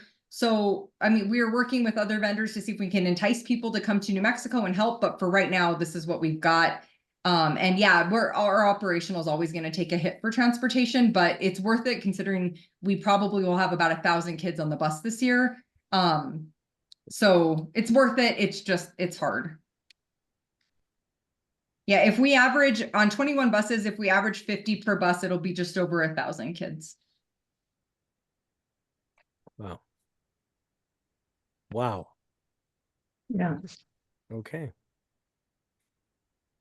Thank you, Alicia, for coloring that in for us. Of course. Do you know from years past the gap between what we are reimbursed versus what we paid? Give me Generally? one. No, You I don't even- know it offhand, but let me Okay. look it up. Give me 1 second. Because that's a hit to the operational Yeah. item. Yeah. We were talking about 2 items ago as to why that is such an important number to keep handy because of these fluctuations, right? This bus issue is a variable cost, but it's not a variable reimbursement. It's a fixed reimbursement trying to cover a variable cost in the business. And I don't understand that methodology. And I believe, So- Chair Molina, this was something that Katie Rarick actually brought up during our time up in Santa Fe, is the discrepancies between what is promised and what is actually reimbursed are significantly different. Yeah. It's probably an average of like 150 to 200,000 annually that comes from operational. That we're paying above what we're getting reimbursed. What we get reimbursed. Mhm. Yeah. So, And it might be slightly higher now with the rising costs of fuel fuel. and salary that are not really being Mhm. matched by PED. if my math is right, they're starting bus drivers about $8,000 less than we start a new teacher out of college. Yeah, it's really gone up because they have none. Like it's such a bad shortage. Yep. Yeah, I think bus drivers are making starting salary is about 42 a year, and a brand new first year teacher is 52, something like that. Yeah. So there's a sobering thought for you. But we're not reimbursed at that, and that's wrong. That's absolutely nonsensical to me, but it is what it is. Any further discussion, fellow board members? Yeah, same. Lots of discussion, but it doesn't help the matter. All right, Ms. Dottie, would you please conduct a roll call vote to approve the contract with Herrera Coaches, Inc. for the school year 2024-2025 transportation contract?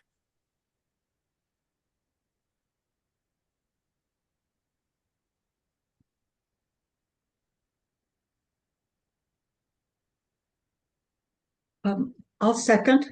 I'm sorry. The roll call vote. Oh, the roll call vote. I apologize. worries. I was looking at my minutes. Chair Patrick Molina, Aye. Vice Chair Martha Barrera, Aye. Aaron Hamilton, Aye. and Dottie McKinney, aye. Very good. Thank you all. Great conversation as always. And we move on to the handbook draft versions. What are we talking about tonight, Miss Karen? We're not. I put it on here in case I had them ready for your actual approval, but another school has asked to have them reviewed by legal, so we may as well wait for them to do so. But I did Okay. provide them. Your options are to wait to provide them, to approve them to next meeting when we have that legal review and update, or approve the drafts pending the legal review, really at your discretion. Either way, I would ask that you review them because they won't change too significantly by the next meeting, but ask that you review them either way and have questions for next meeting when Perfect. I bring back the legal review, but you can however you'd wish to do that. But I I w- did want it listed on the agenda in case they were ready to be final approved, but they're not. Gotcha. All right, then I think we can certainly move. I want to give them a good look. I went through them earlier and they're both very long documents. And I think the changes are in blue ink. Is that correct? For the most part, yes. Okay. So yeah, and I was going through and thinking, oh my gosh, this is way too much information for me to get done before the meeting. So And I would love a and little bit more time to scrutinize those. and to be clear, most of the changes in blue are procedural and really not at the board's purview. Like really is the policies that are in there that need to be any changes to policy Mhm. is what really needs approval by the board. So um one of my plans is to sort of summarize the policy instead of having the whole policy. Like, for example, the medication and administration, Mhm. I summarized it in key points and then linked to the forms and the policy. So that the handbook won't necessarily require board approval because the policies will be what you're Approved. approving. So I don't want Great. you to get too hung up on a lot of the procedural day-to-day stuff that's in the handbook, but it's worth being familiar with and in case there's any questions. And as I said, my goal is to summarize the policies that are in there. Some need to be more explained than others. For example, Sure. discipline needs to be in more detail in the handbook, even though the policy is just going to be a repeat of the same thing.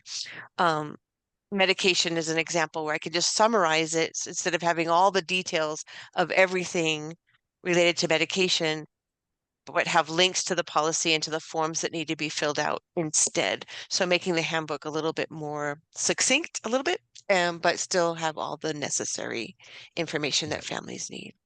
Yep. As an example. Yeah. Staff, same thing. Like we have a discipline policy or the RIF policy. I maybe don't need the whole RIF policy in there, but just a summary of it with a link to your actual policy. Right. Yep. Very good. So I'm Then thinking August is going to be heavy policy approval okay. day. Fine. No issues. Yeah, I don't have any problem deferring this, especially if it gives the board a little bit of extra time to go through and allows you to give us the condensed version that we can then go and understand what it is we're looking at in the handbooks. So that makes sense to me. That'd be great. Thank you. Any objections to that, folks? Okay, very good. All right. And we do need to circle back to the OMA if we could. Oh, yes, let's do Open Meetings Act. You gonna share a screen? Sure. Thanks. So on the Open Meetings Act, basically what I did was took last year's and just changed the date and put draft. Are you seeing the right thing? Yeah. OMA? Yeah, okay, thanks. So not much has changed other than like the date of our meeting today, and I'm assuming you still want to do the second Tuesday of each month. Same thing with the meeting time. So most of this is all the same.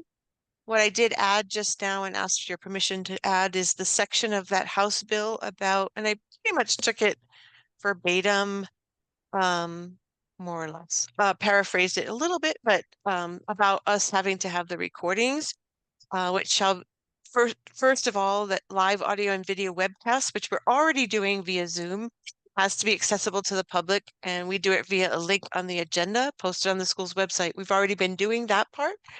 And and shall include a user interface that allows members of the public to submit comments. We already do that too.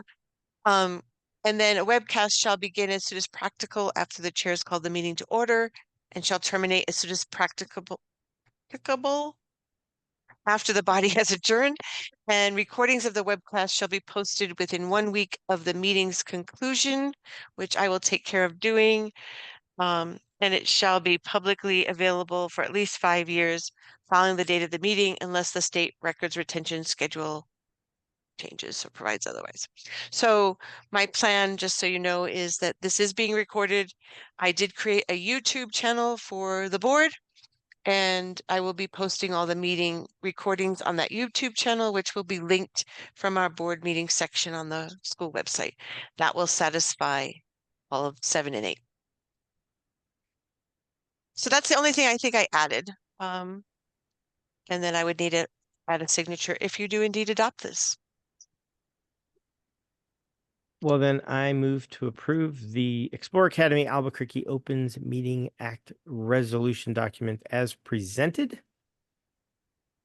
I'll second. Thanks.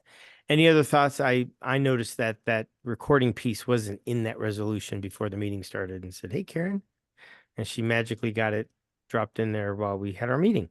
So it looks complete to me now. I thought it was important to include that in our verbiage, Sure. because that became effective July 1 of this year. So, so thanks, Karen, for the quick turnaround on that. But aside from that, it is pretty much what we voted on every year that I've been here. We change the dates and we vote on it. So if there's anything you think we're missing or we need to change or whatnot, please speak up.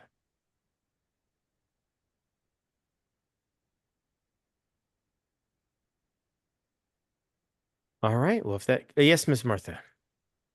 Sorry, I just had, I mean, it's not about the OMA specifically, but I was just wondering, because Dustin brought it up last week. Karen, do you have someone that as a backup, either, you know, Jake or Patrick or Dottie, that would be able to do this in case you weren't able to make a meeting for whatever reason? It's just got my wheels going, which is kind of scary, but. Mm. Yeah, because I attend all the meetings, don't I? You yeah, do. So yes, in fact, I was planning to share this at the end of the meeting, but I am going to be on vacation at your next meeting, and I'm not sure that I'll be in Europe. So it'll probably be like 2 in-the-morning, and I love you all, but I'm not sure I want to get up for that. So Melissa Hernandez, I've already met with her and discussed this with her. And I needed another practice with recording so I can show her how to do all that too. But at your August meeting, Melissa Hernandez will be backing me up, and we have some time until then to train her. So, but I feel confident that that will be fine. We also have Dolores Archuleta on our team, who's helped me before, at least to start the meetings and help facilitate putting people in and out and doing that part. So we do have some folks for backup, but for August, it is Miss Melissa Hernandez, the Director of Assessment, is going to step in for me. So thank you for the question. Thanks. Awesome. Great question, Martha. All You right. trying to get rid of me, Miss Martha? Absolutely not. Absolutely not. All right. Well, then, Ms. Dottie, would you please conduct a roll call vote to approve the Explore Academy Albuquerque Open Meetings Act resolution as presented? Yes, sir. Chair Patrick Molina, Aye. Vice Chair Martha Barrera, Aye, and thank you so much for doing that, Karen. and Aaron Hamilton, Aye. and Dottie McKinney. Aye. Outstanding. Thank you all. Looking forward to seeing the handbooks as well, but thank you for that. That was great. All righty. I move to approve the board entering into a closed session to discuss the school year 2023-2024 performance evaluations for Justin Bayardo, Alicia Bayardo, and Jake Colander, and the governing council self-evaluation. I'll second. Thank you, Aaron. Ms. Dottie, would you please conduct a roll call vote? Yes, sir. Patrick Molina, Aye. Vice Chair Aye. Martha Barrera, Aye. Aaron Hamilton, Aye. And Dottie McKinney, aye. All right. I think Miss Karen sent us a link via our respective emails to go into that session. So I'm Can- guessing Jake. Yes, ma'am. I can also put it in the chat here for you folks. Oh, sure. That works. And but yes, I did send an email. Some of you even accepted it. Let me pull that link up. Do we still need? Oh, yeah, we do. Never mind. Karen, Mhm. I'm trying to remember what we've done in the past because I've slept since then. Do we deliver the evaluations tonight after the close or during the closed session, or do I do that after the meeting with each employee? I think I did Um, it individually last year. Typically you would share it with them, maybe bring them into the closed session to just have a look-see because you're just come out and gonna approve it and they won't know what the heck you did. So I think in the past, and at least what Do other we do it schools that have way? done, Okay. is they've brought them in to kind of review it, but you could Okay. certainly have a follow-up meeting with the folks if they want one. Okay. But I Okay. think it's a little daunting to be sitting out here and you come back and approve a evaluation that if it was mine, I have no idea what it says. So Right. I think Okay. it's best to bring them in Perfect. one Perfect. at a Perfect. time. Yeah, Yep. We will do it. I will send you a text to let you know because I won't be in the session. So I'll have to communicate with you via text. that'll work. Okay, cool. I'm gonna put this on hold, go on my other computer, get it set up for you to join, and I'll be back here. So yeah, just Okay. give me a text and I'll let just Jake or Alicia know when to join you. So do you need a few minutes to do that little deal? Because I was going to um suggest a 5-minute recess. I would be happy to. I'm ready whenever you are, but Are I'm you ready sure now? that Okay, folks well could then use a bio we'll break. I'm not we'll sure. we'll we'll boogie over and we'll take care of that there. All right. I'm gonna leave. See you there, gang.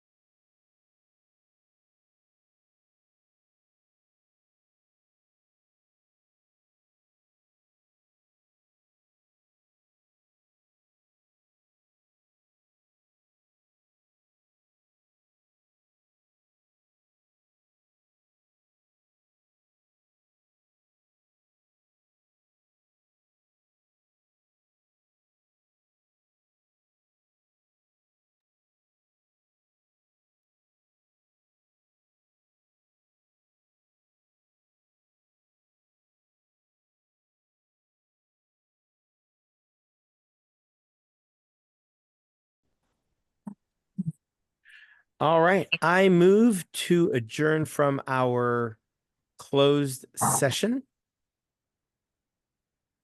I'll second. Thank you. Ms. Study, would you conduct a roll call vote? Yes, sir. Patrick Molina. Aye. Martha Barrera, Aye. Aaron Hamilton,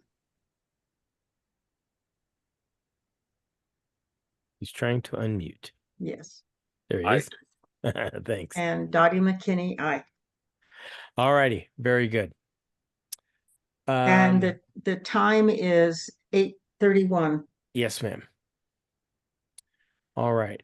I move to approve the following evaluations for school year 23-24 for Jake Colander, Justin Bayardo, Alicia Bayardo, and the governing board self-assessment. I'll second the motion. Thank you, Ms. Dottie. Great meeting. I will deliver Justin's one-on-one with him. I'll set up some time with Justin after the fact that was agreed upon by the board in our session. So without further ado, let's hold a vote. Chair Patrick Molina, Aye. Vice Chair Martha Barrera, Aye. Aaron Hamilton, Aye. and Dottie McKinney, aye. Awesome. Woohoo. Good stuff. The Just next for the Yes, ma'am. record, Mhm. if you don't mind, since I wasn't in the closed session, could you just state that confirm that the matters discussed in the closed session were limited only to those that are on the agenda? Is that correct? Yep. Thank you. That is correct. And then there's strategic plan and key objectives and the SY head administrator value. I'm not sure what that topic is, to be honest with you.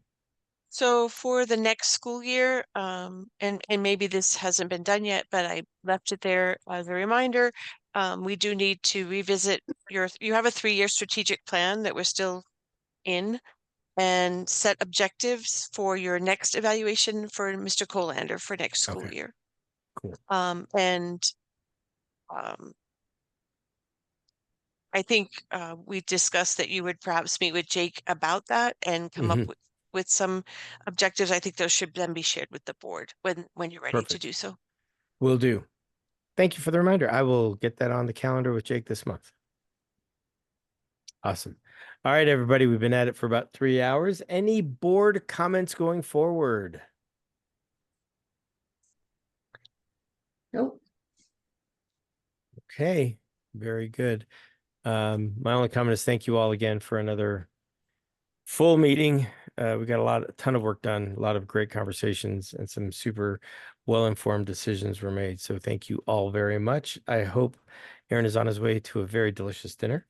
And then we'll open it up for public comment. I don't see any public in our attendees waiting room, but we will officially open it for comment. And we will close it for comment. Wonderful. Our next meeting is Tuesday, August 13th at 5:30 via this platform. And vacationing Karen Werner will not be here, but we will have Melissa Hernandez as our facilitator. And I hereby adjourn this meeting at 8:34 p.m. All, thank you so very much. Go enjoy your families for the rest of the evening.